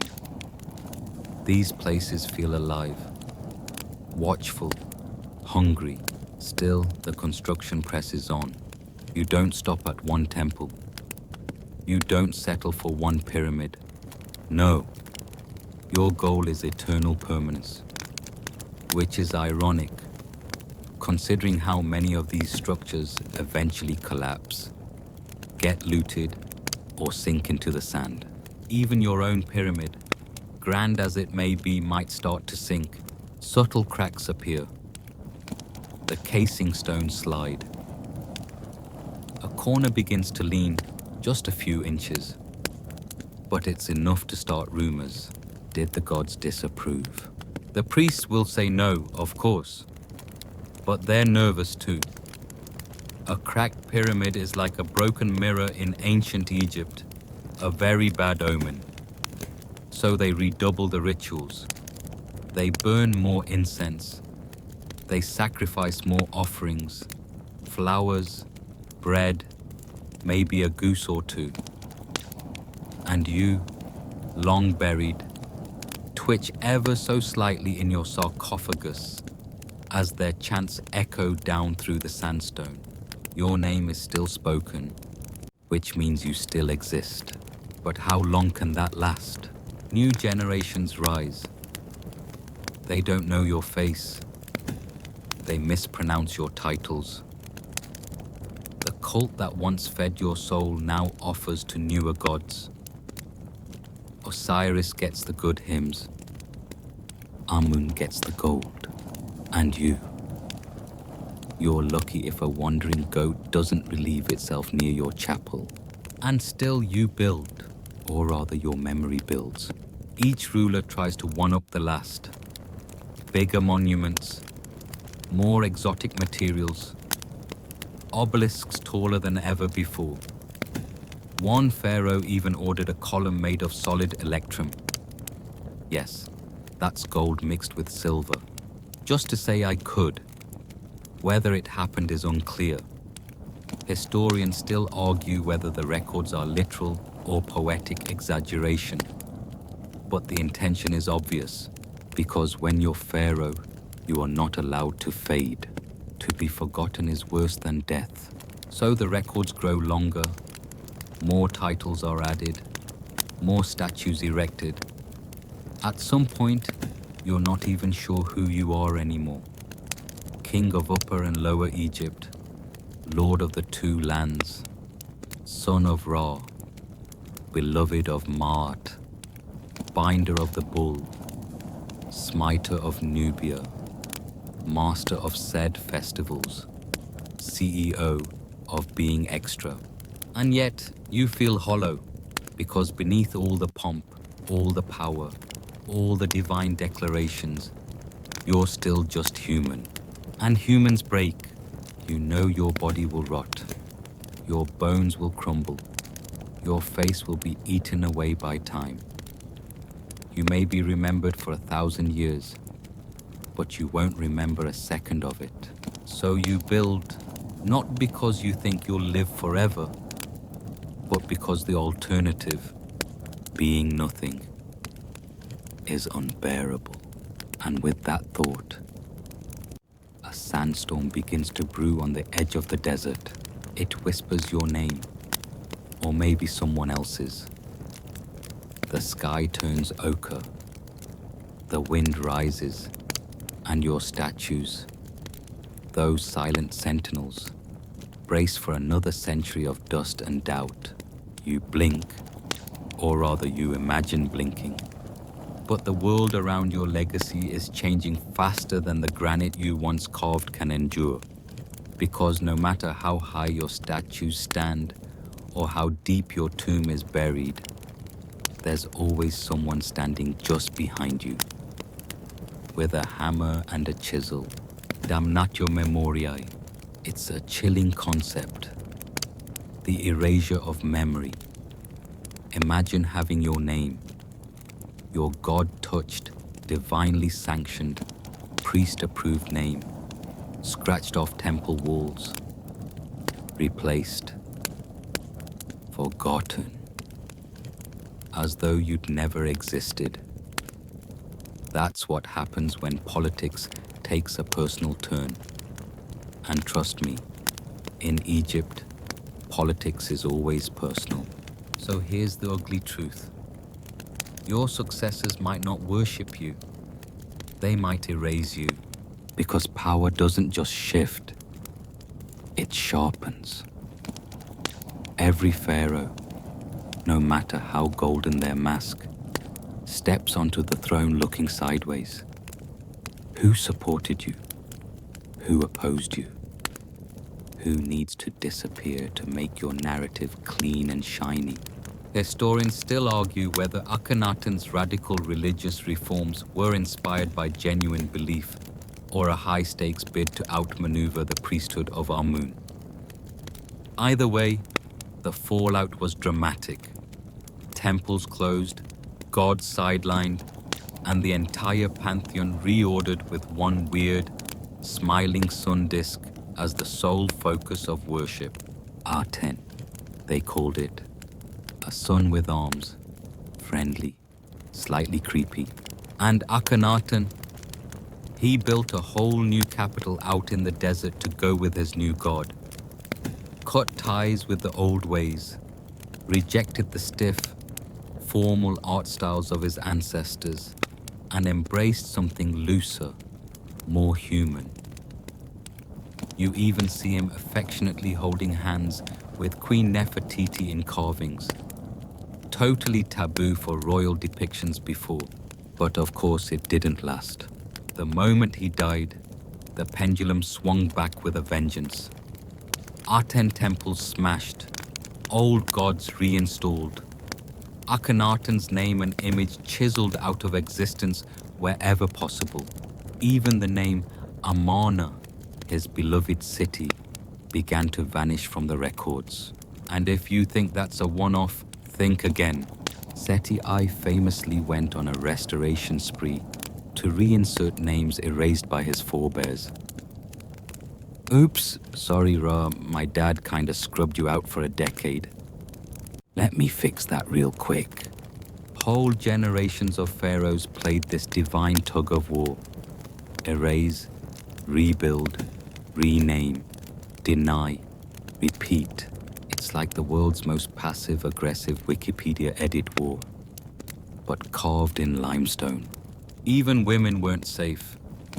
Take Hatshepsut. Remember her? One of the few female pharaohs to actually rule Egypt in her own right. Wore the beard, claimed the throne, ruled for decades.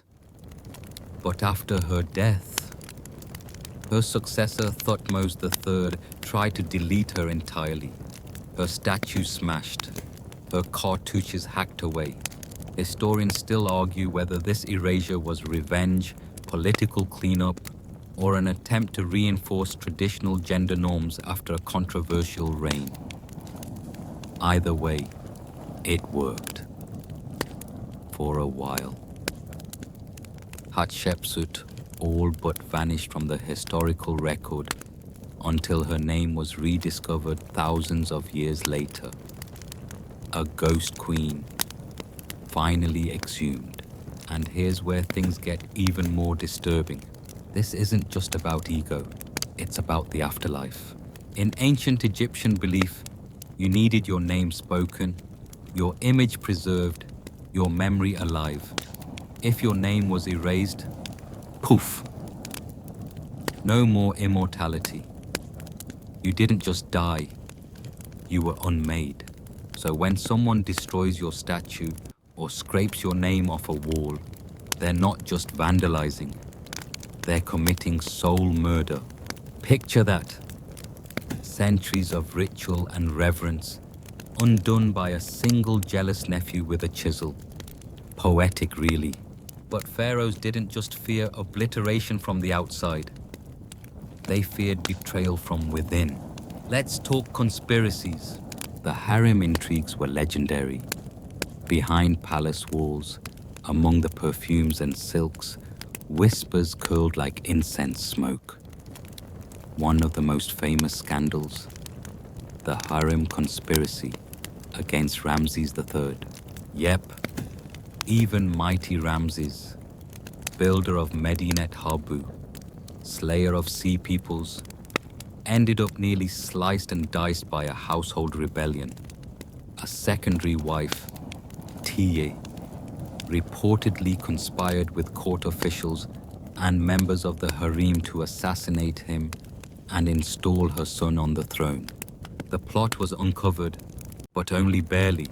Ramses may have died from wounds sustained in the attack. His mummy shows a deep gash across the throat, long debated by scholars. Historians still argue whether he died instantly or lingered, but the trial records survive, inscribed on papyrus with chilling detail.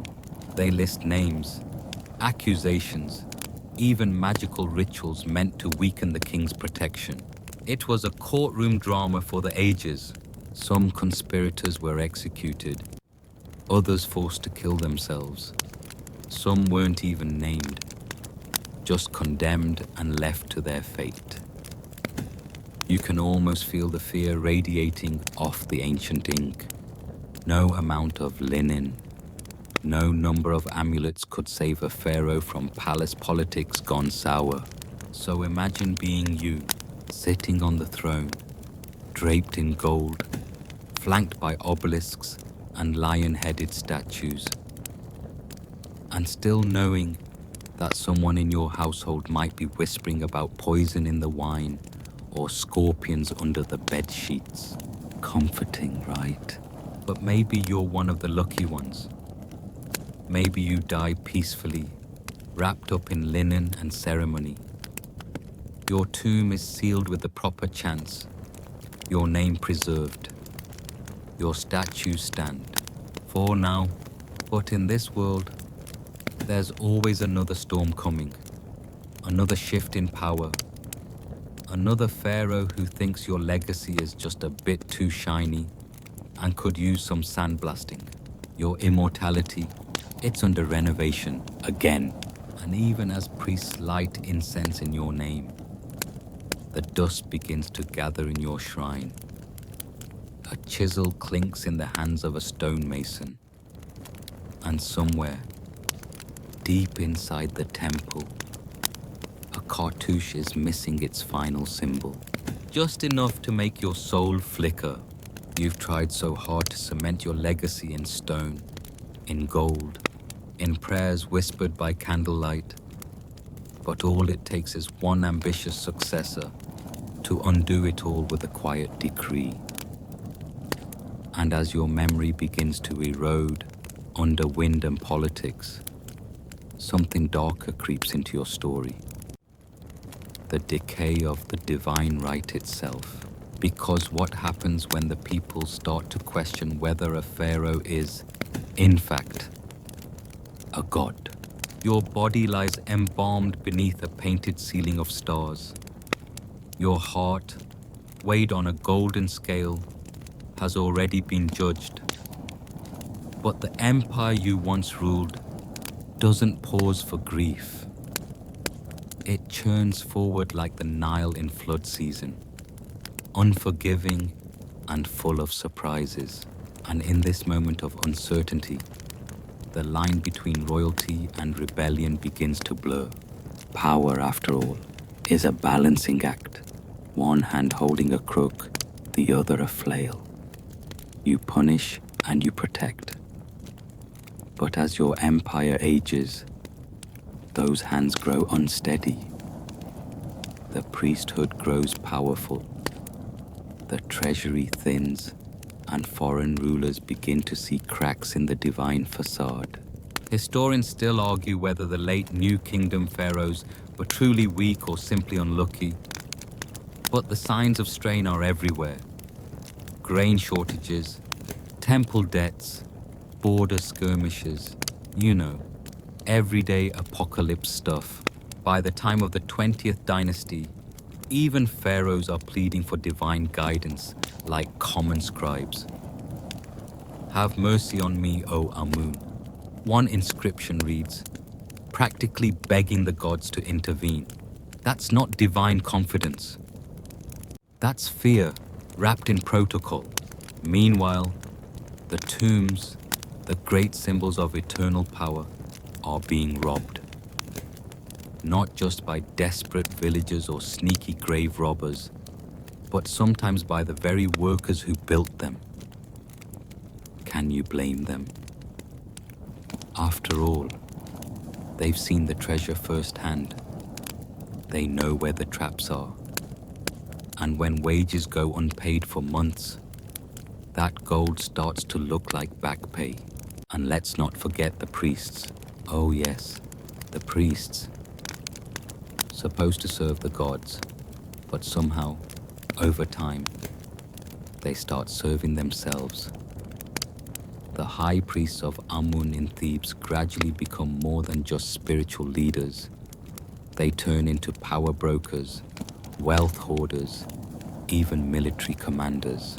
By the 21st dynasty, one high priest essentially becomes the ruler of southern Egypt, still calls himself servant of Amun. But who's really in charge when the temples have more wealth than the palace? It's like your kids leave the house for college, and suddenly the neighbors have taken over the family business. And if the south is slipping, the north isn't doing much better. Libyan chieftains settle in the delta, marry into royal bloodlines, and quietly build power of their own. One generation later, their descendants wear the crowns of Lower Egypt. It's not invasion, it's osmosis.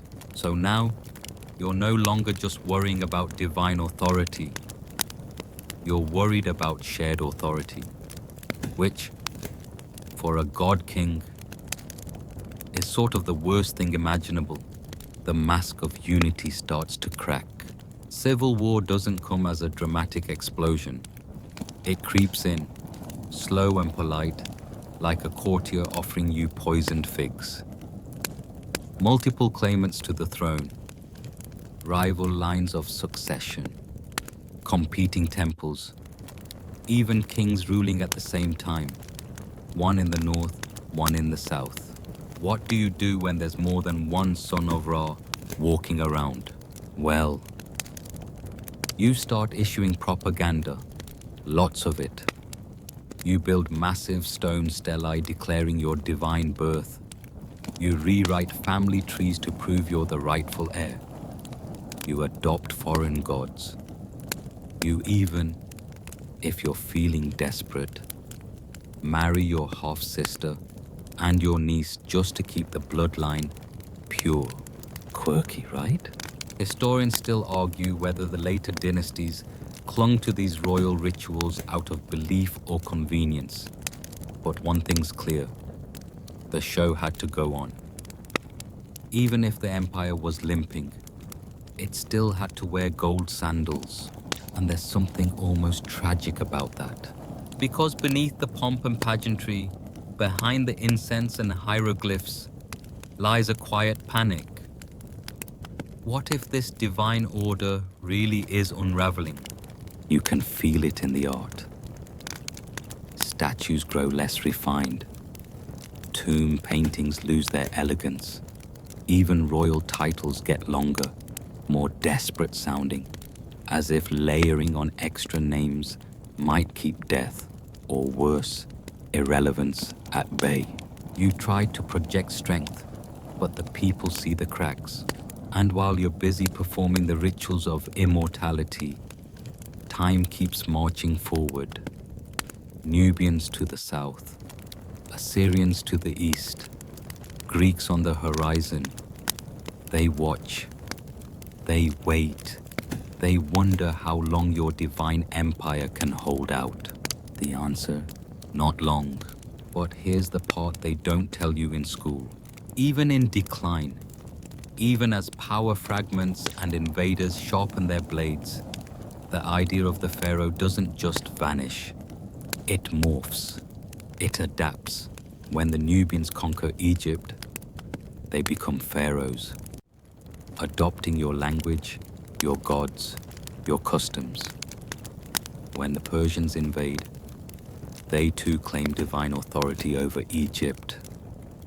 And when Alexander the Great rides into Memphis, the priests welcome him as the rightful heir of the two lands, because the concept of the pharaoh, divine, eternal, half human and half cosmic hype man, is too seductive to destroy. It's too theatrical, too convenient, too deeply woven into the sand and psyche of Egypt. And yet, in all this reshuffling, you're no longer at the center. You're no longer the source. You're a symbol. A golden mask held up by foreign hands. And still, somewhere, deep in the Valley of the Kings, your tomb lies sealed. Your name lingers on a dusty cartouche. Your legacy waits, half remembered, for someone to ask, who ruled here once? But for now, silence. And the gods? They're quiet too. The silence after collapse has its own sound. A heavy stillness that wraps itself around your legacy like a shroud. You once ruled with absolute certainty. Now, your name is chipped away. Your monuments left half buried. Your divinity called into question by the shifting sands of history. But you're not done yet. The afterlife still awaits. And in Egypt, death was never the end. Your mummified body rests in cold linen wrappings, tucked away inside a gilded coffin, which rests inside another, and another, and maybe even another. Because if you're going to play hide and seek with tomb robbers, you'd better go full Matryoshka doll. Your tomb is filled with everything you might need. Wine, food, cosmetics, tiny wooden servants, chariots, board games, curses scrawled in red ink, and those fabulous canopic jars where your liver and spleen now vacation for eternity. All of it carefully placed by teams of specialists whose job was literally to prepare you for your death like a royal event planner for the underworld. But now, in the stillness, the spell priests are gone. The chants have stopped. The flickering torchlight that once danced on painted walls is long extinguished. You're alone. And this is just the beginning. Because dying was hard work. You'd think after decades of ruling the known world, you'd get a break. But no. Now comes the real test. Making it through the afterlife in one piece. And the gods, not known for their straightforward bureaucracy, have set up a process even more complicated than modern tax law. You pass through caverns and rivers. You sail on celestial boats. You fend off demon serpents and night monsters with names like He Who Devours Shadows. Not a great guy to meet in a dark hallway, let's be honest. Historians still argue whether these texts, The Book of the Dead, the Amduat, the Book of Caverns were meant as literal maps or symbolic psychological journeys. Either way, it's a terrifying commute. And every stage of it hinges on your moral integrity. You face the weighing of the heart ceremony, standing, well, hovering before Osiris and the 42 judges of Ma'at. Each judge asks you a question like, did you steal bread? Did you speak lies? Did you raise your voice? That last one's tough. You were a god king. Surely, you had to raise your voice once or twice. But here's the thing. Your heart is placed on a scale opposite the feather of truth. And if it's heavier, Ammit the Devourer, a hybrid beast with the head of a crocodile, the torso of a lion, and the rear end of a hippopotamus, eats your soul. Gone. No do-overs, no Netflix biopic, just eternal deletion, which makes your entire lifetime of rule look like a kind of practice test. All those laws you passed, temples you built, people you banished, all weighed now against a feather held by a goddess. And even if you pass, you still have to navigate the field of reeds. Sounds peaceful, right? But it's only peaceful if you're invited. If you don't have the right passwords. Yes, passwords. Or if the priest forgot to include a specific spell in your burial texts, you're out of luck. One missing incantation, and your soul's just floating around like an out-of-office email, eternally unread. And remember, these rituals weren't just for you. Entire industries existed to maintain your divine status after death.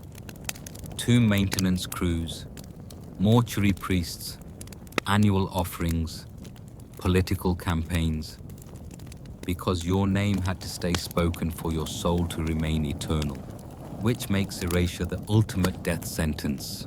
If someone scratched out your cartouche, if a successor defunded your cult, if war or famine diverted the offerings, your eternal life began to rot.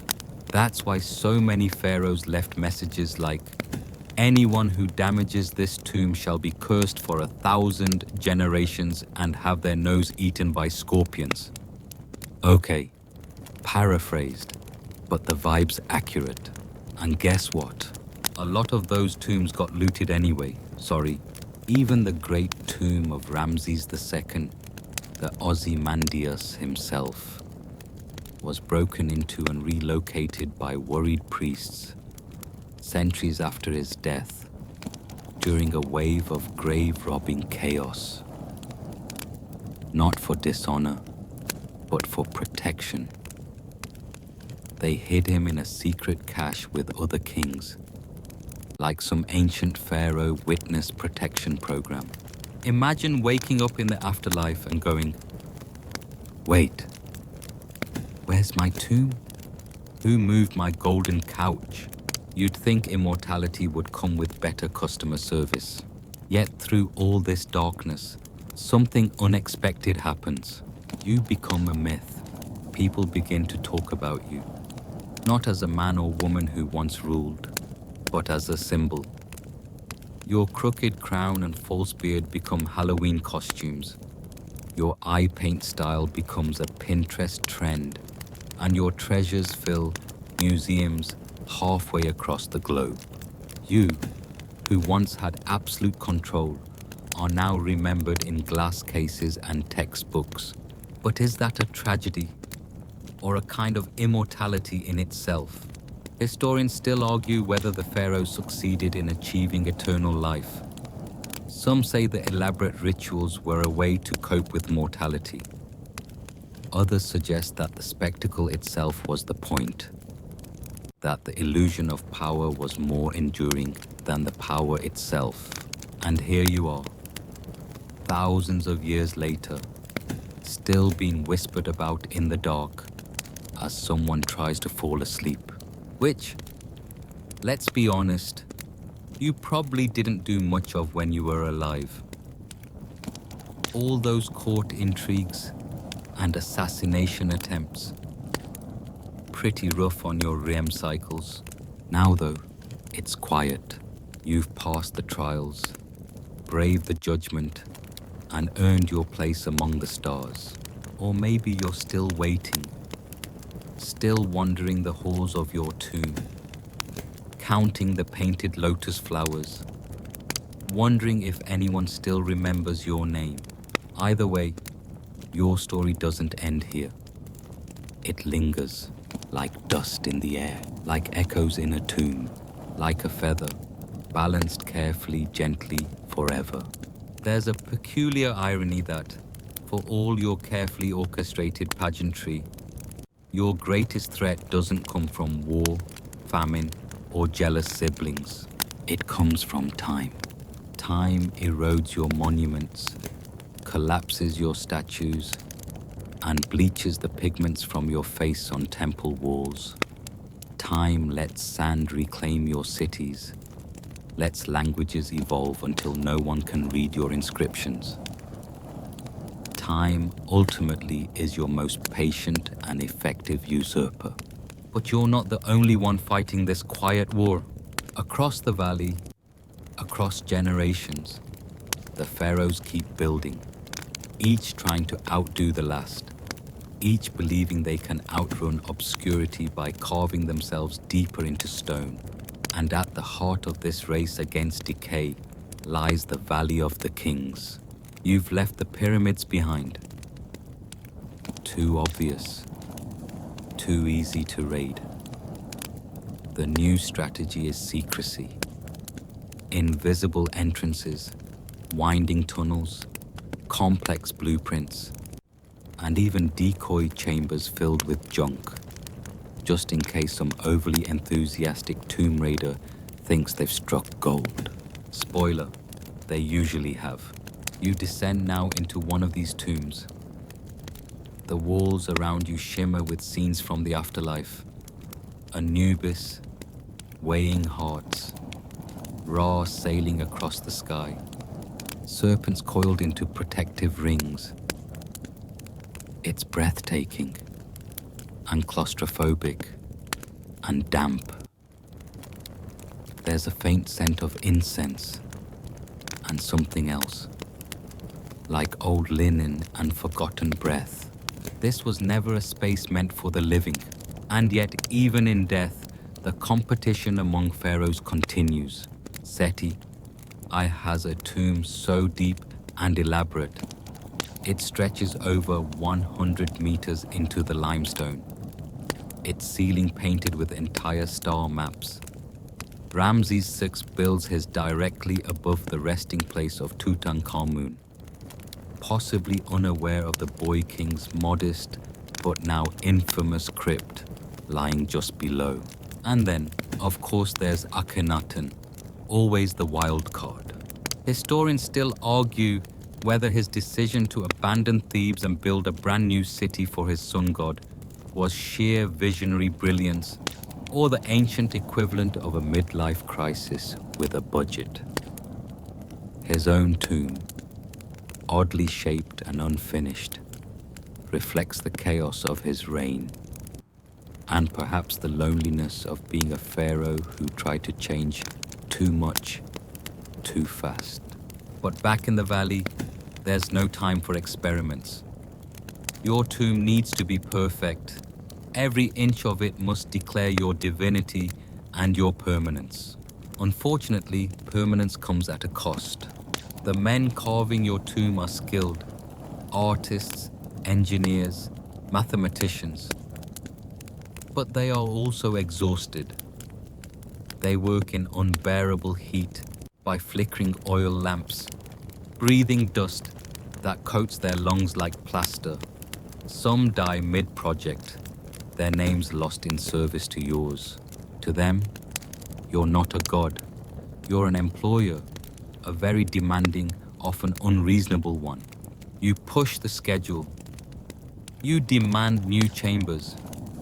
You want gold, lapis lazuli, Spells rewritten in a new dialect because why not? You're divine. And so the work continues, year after year, even as your health declines. By the time you're actually dead, the artisans are still finishing the decorations. Sometimes they rush the job. Sometimes corners are cut. Sometimes you're placed in the tomb with unpainted ceilings or misspelled prayers. Imagine trying to reach the afterlife and realizing the magic formula over your doorway accidentally says, "Welcome, Pharaoh Lizard Nose, son of Goob." That's not a vibe you want for eternity. Of course, things go worse for some pharaohs. Tomb robbers don't wait long. Often they strike within a generation. Sometimes it's the workers themselves. They know the layout. They know where the good stuff is. And when the central government collapses, again, they seize their chance. One pharaoh, Sobekem Safteken, had his mummy found with a smashed face and missing jewelry. His gods were long gone. His tomb was gutted. And yet, his name lives on, perhaps because of that very violation. Here's the strange twist. The destruction of a tomb often preserves the legacy, because now archaeologists care. Now you're famous. Tutankhamun, for instance, was a minor king, largely forgotten until his tomb was discovered nearly intact in 1922. Now he's got merchandise, documentaries, and an eternal place in pop culture. Not bad for a kid who ruled for less than a decade and probably walked funny from inbreeding. And that raises a chilling question. Would you rather be forgotten in peace or remembered for your ruin? Historians still debate how ancient Egyptians themselves felt about this. Some texts suggest deep fear of tomb violation. Others imply a more transactional approach. If your essence can be transferred, if your offerings are made elsewhere, maybe the body itself isn't everything, but still, there's something sacred about the body resting where it's meant to. That's why priests in later dynasties carefully reburied royal mummies in hidden caches, stripping them of gold but preserving the bones. It's a haunting image, a bundle of royalty laid side by side without fanfare, just linen and darkness and dust. Kings and queens once buried with grandeur, now tucked away like forgotten dolls in a closet of history. And yet, even here, even now their names echo. You hear them whispered in museum halls. You see them printed on souvenir mugs. You feel them, strangely, in the mirror. Because every person who seeks power, legacy, or permanence is touching something pharaonic. In that sense, the war against time is still being fought. And you, whether embalmed in gold or broken in a hidden pit, are still part of the story. So you wait. In a tomb that may or may not still be secret, wrapped in spells that may or may not still work, with a name that may or may not still be spoken, but there's always a chance. Someone might whisper it again, even now. And now you wake. Not literally, of course, but in the strangest sense. Because centuries have passed, and your bones, long dried and sealed in sacred silence, are being touched, photographed, scanned. Gloved fingers peel back bandages. Light pierces where only darkness once lived. You, the Eternal One, are on display under glass. in a museum. Modern Egypt calls you a national treasure. Tourists shuffle past your face daily. You've become a selfie background, a refrigerator magnet, even a Halloween costume. This is not the afterlife you were promised. You remember the spells? Do not let the heart testify against me. But no one's reading those now.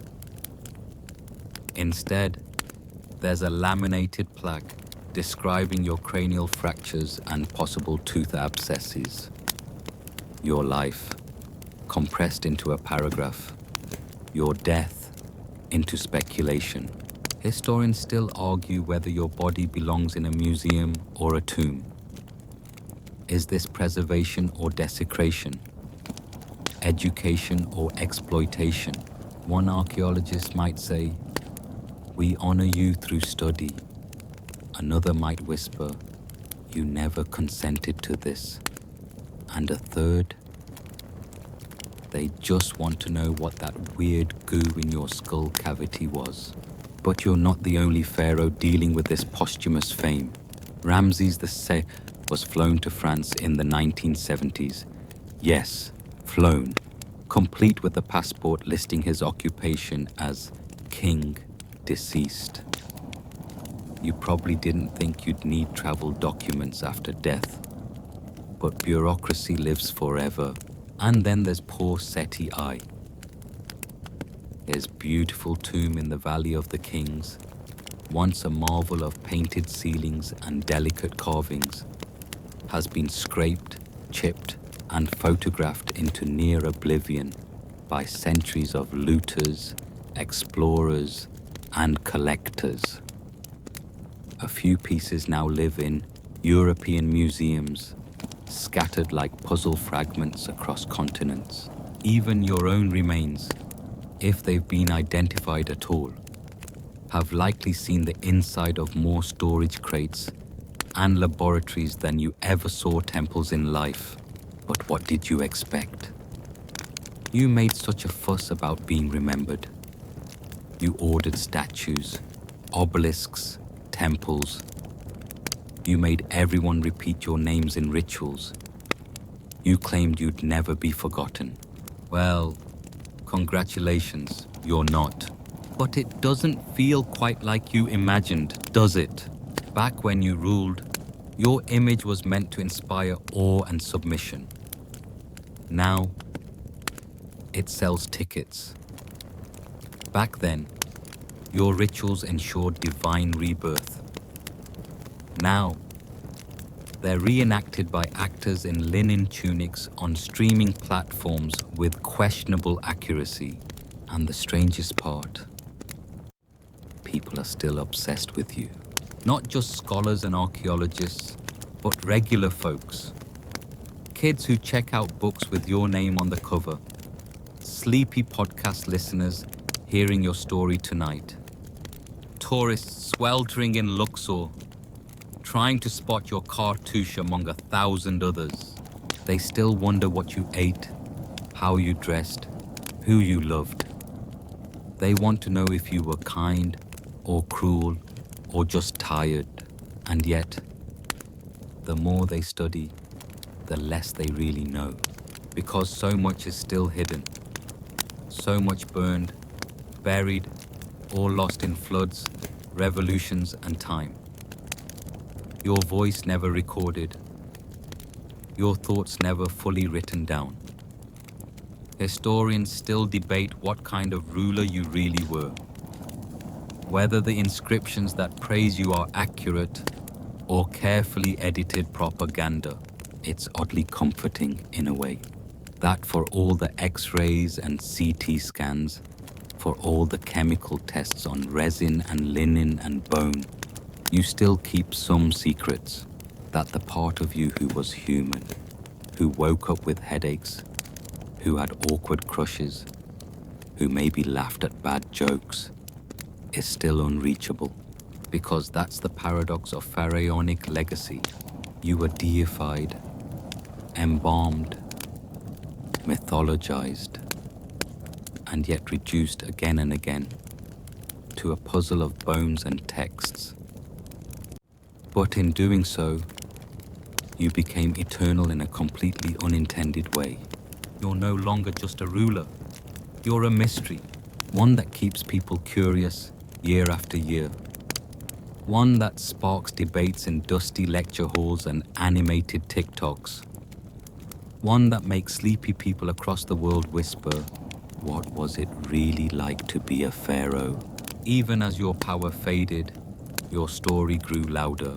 And let's be honest, if you'd been buried and forgotten, never unearthed, never displayed, never researched, wouldn't that be the greater defeat? Instead, you've been resurrected, not as a god, but as a subject of endless fascination.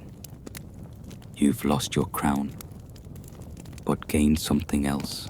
You've become a symbol of grandeur and corruption, of immortality and decay, of how even the most powerful lives are fragile under time's microscope. Remember those colossal temples with your face carved 100 feet tall? They still stand, some of them. Weathered but proud. Your nose might have crumbled. Your inscriptions might be pockmarked by centuries of wind. But tourists still squint upward, cameras tilted, searching for you, and in their own way, they find you. They find the version of you that survived collapse, invasion, theft, and rebranding. A version stripped of gold, but saturated with myth. You outlasted empires. You outlived gods. And now, you've outwitted mortality by becoming a bedtime story. One someone whispers in the dark, long after the lights go out and the world quiets down. This wasn't the eternity you scripted in your pyramid texts, but maybe it's the one you earned. You stir again. Not physically, of course, but as a legacy, splintered across centuries and stitched together by modern hands, desperate to make sense of your life. Because now it's not just about your death. It's about your dynasty. The web of bloodlines you tried so hard to control, to keep royal power sealed within the palace walls, has grown into one of the most convoluted and eyebrow-raising family trees in history. Welcome to royal incest, the Pharaoh's bold, unapologetic strategy to keep divinity in the family. You glance around the court. That priest is your cousin, the queen, your sister, the successor you're grooming, possibly your nephew, or maybe your son, or both. Historians still argue whether pharaonic incest was a matter of tradition or desperation, likely both. The royal bloodline was treated as sacred, almost radioactive, and exposing it to outsiders was unthinkable. So, pharaohs married their sisters, their daughters, sometimes multiple sisters and daughters. You'd think this would make for simpler inheritance planning, but no. It only brewed confusion and the occasional civil war. Consider Akhenaten, the heretic pharaoh. He married Nefertiti, his beautiful and famously long-necked queen. But he also had relationships with other royal women, possibly including one of his daughters. Then there's Tutankhamun, his likely son, whose own parents were full siblings. The boy king's mummy shows signs of congenital defects, cleft palate, clubfoot, and partial bone death, all of which have been linked to inbreeding. Not exactly a flawless god on earth, but still. That was the ideal. Royalty must remain pure. And when it didn't, oh, the drama. Let's rewind to Hatshepsut. Technically, she wasn't supposed to rule. As a woman, she was expected to be a consort, not a king. But after her husband died, and her stepson Thutmose III was too young to rule, she took control. Gradually, quietly. Then all at once, she started by acting as regent, then dressed as a man, then declared herself pharaoh outright, built temples, led expeditions, commissioned obelisks taller than your dreams. Historians still debate whether she seized power for her own ambition or to protect the throne for her stepson. Regardless, it worked for a while, but after her death, Thutmose III came back swinging, literally erasing her name from monuments, defacing her images, trying to scrape her from history like she'd never existed. That's how Egyptian politics worked. If you couldn't undo someone's reign, you could at least delete them from the narrative. Erasure as revenge, sandblasting the family album, and don't even get started on Cleopatra.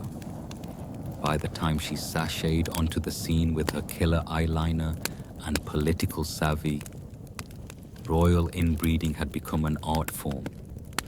She was probably the product of sibling marriage, and she too married her brothers. But she also played the international game, charming Julius Caesar and later Mark Antony in a last-ditch attempt to keep Egypt independent from Rome. Spoiler alert, it didn't work. The Ptolemies, her family line, had long ruled Egypt with Greek roots and Egyptian customs. They were the final dynasty before Egypt became a Roman province. And Cleopatra? She died by suicide. Maybe via snake bite. Maybe not. Historians still argue whether her death was poetic, political, or just a desperate attempt to avoid being paraded through Rome as a trophy. Power in Egypt, you see, was never safe. Not even inside the family, especially inside the family. Behind the perfume and linen robes, the palace was a minefield. Brothers turned on sisters, mothers plotted behind curtains, eunuchs whispered in the shadows, spies lived in the walls. You're never just dining with family, you're dining with rivals. Every gesture has layers. A glance from your son might be affection or ambition. That sweet offering from your wife might be devotion or a test. Even the nursemaids might report to someone else, someone with plans for a different heir, and sometimes things get very quiet right before someone doesn't wake up. There were poisonings, murders, accidents. Some pharaohs vanished without clear cause. Others were buried hastily, without the fanfare their status demanded. Their names erased, their statues shattered. Smenkhkara, aye, possibly even Akhenaten himself. Historians still debate the full fates of many pharaohs who ruled briefly or controversially. Some were buried and reburied. Others had tombs built and never used. The truth, in many cases, was carefully buried, literally, and the sands haven't coughed it up yet. But that's the burden of royalty in ancient Egypt. Being surrounded by people who revere you, fear you, and also secretly plan to replace you. The divine blood may have flowed through your veins, but it was never thicker than the blade of a dagger. And as you sit upon your throne, watching the incense swirl, listening to distant drums, you can't help but wonder, who's smiling too much? Who's too quiet? Who hasn't looked you in the eye for 3 days? Because in Egypt, A pharaoh was immortal in name, but dangerously mortal in court. And so you maintain the image, unshakable, godlike, untouchable. But deep down, your pulse beats like any other. Your stomach churns when your food is late.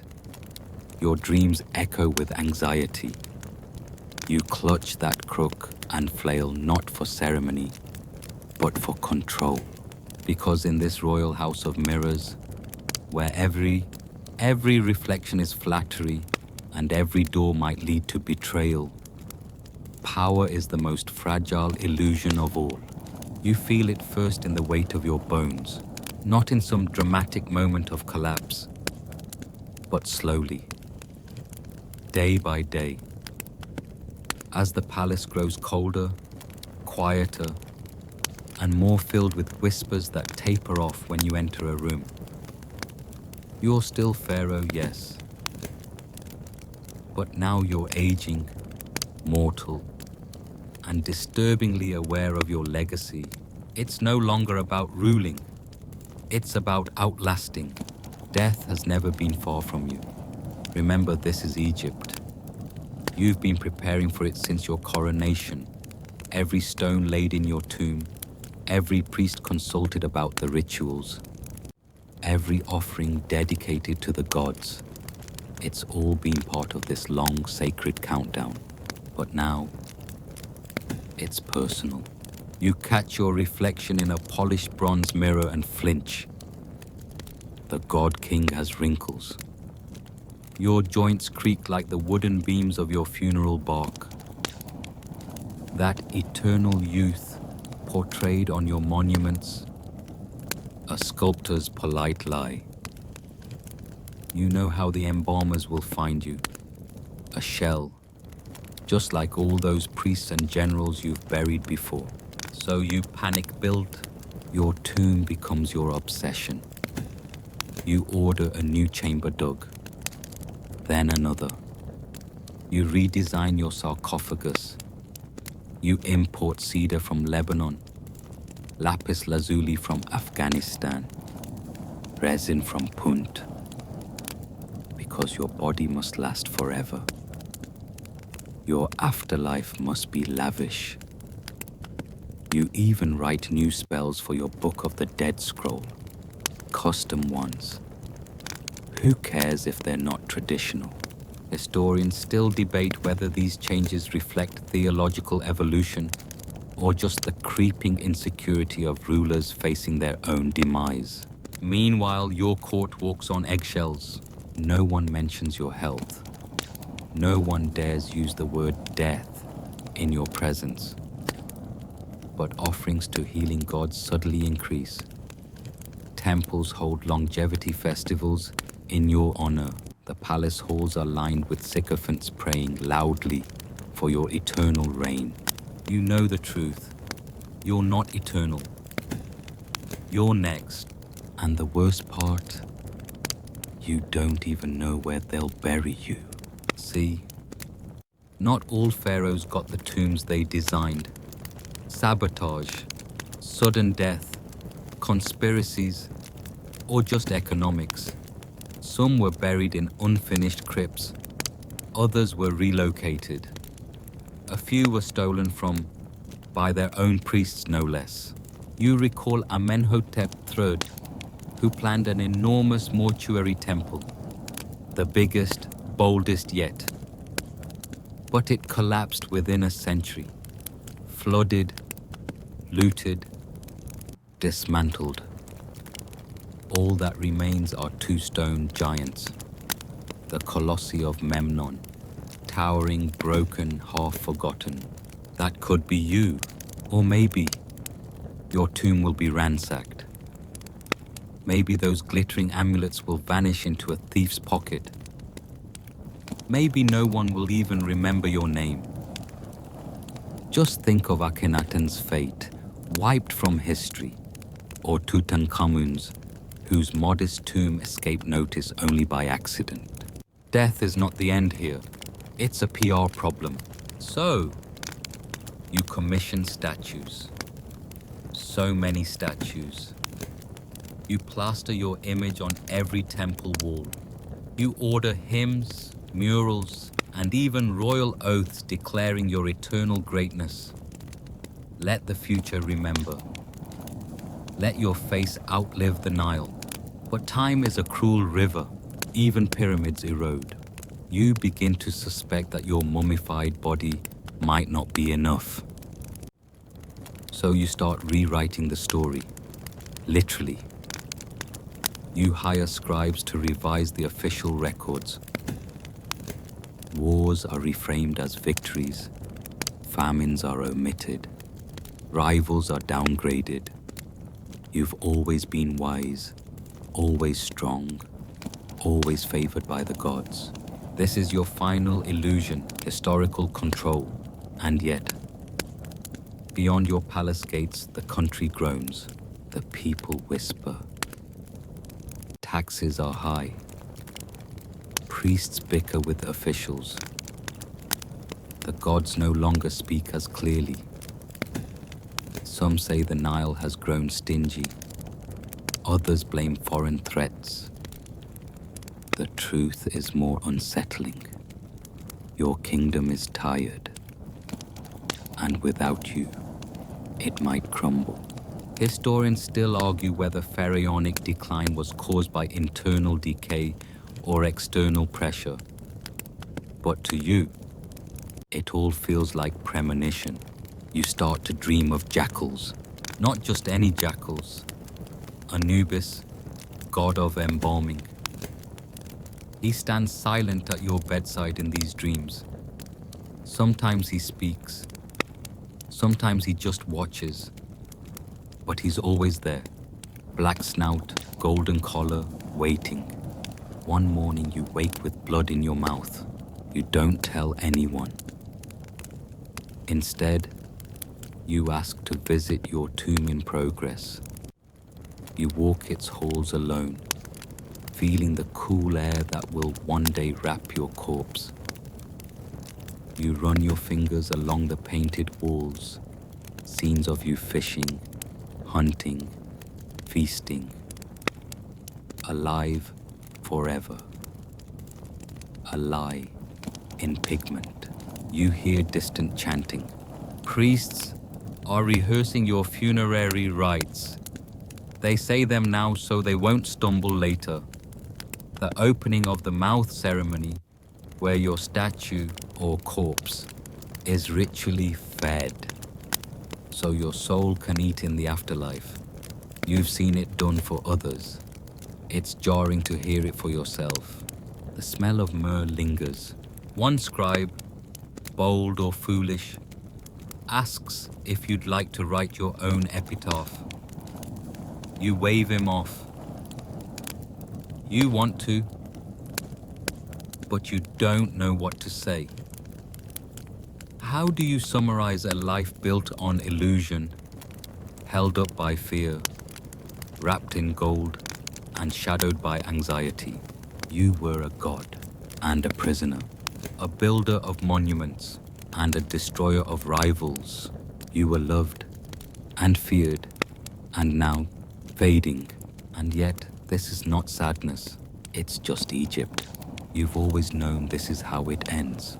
One last breath, one last royal decree, then linen wrappings, a golden mask, spells, canopic jars, and silence. Deep, perfect silence, except not quite, because someone someday will break into this tomb. Maybe a looter, maybe an archaeologist. They'll shine a flashlight on your face and say your name again after centuries. And for a moment you'll live. That is your real legacy, curiosity. You, Pharaoh, are a mystery that refuses to rot. And then it's done. Your chest rises one final time in a hush that no priest can hear. No servant dares interrupt.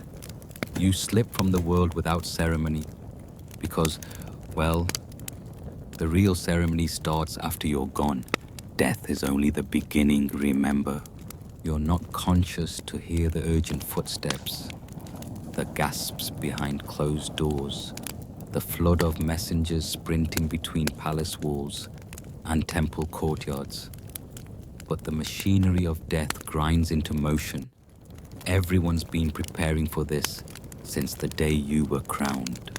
And yet, no one is ever quite ready. Your body, still warm, is carried behind veils, surrounded by perfume burners, chants, and hands that tremble despite years of training. You're handled like a relic, sacred, fragile, political. Everyone wants to be seen touching the corpse, and also wants to avoid being the one blamed if something goes wrong. Your eldest son, now Pharaoh, tries to look solemn. It's mostly nerves. He's already drafting new policies before your sarcophagus has cooled. Meanwhile, you're being disassembled. Organs first. Liver, lungs, stomach, intestines.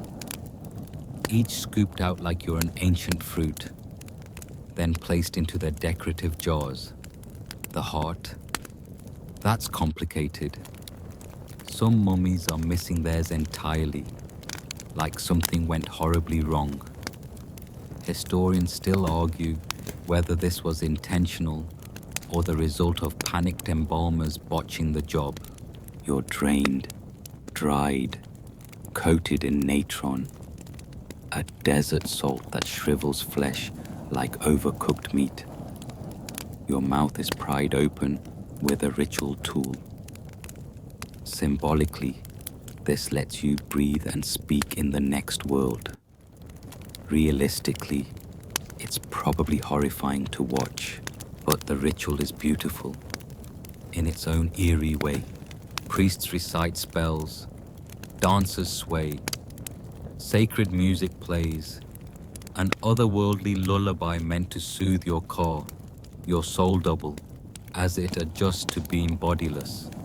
You're still technically royal property after all, and the gods don't like a messy transition. Some say even your servants are sacrificed to accompany you. That's an ancient custom, mostly phased out by your era. Mostly. But rumors linger. Historians whisper about graves filled with dozens of young retainers buried alive beside the king. It's the kind of thing no one dares ask directly. But every tomb has its secrets. You're wrapped. Hundreds of yards of linen, layer after layer. Each finger individually bound. Amulets tucked between folds like magical armor. The gold mask is placed over your face. You are no longer flesh. Your icon. Relic. Immortalized facade. And yet, all around you, the living are losing their minds. Royal death shakes the empire. Provinces test their independence. Ambitious generals mutter in dark corners. Treasury officials quietly reroute shipments meant for your tomb. After all, you can't complain now. The power vacuum begins before your corpse even reaches the Valley of the Kings. The funeral procession is massive.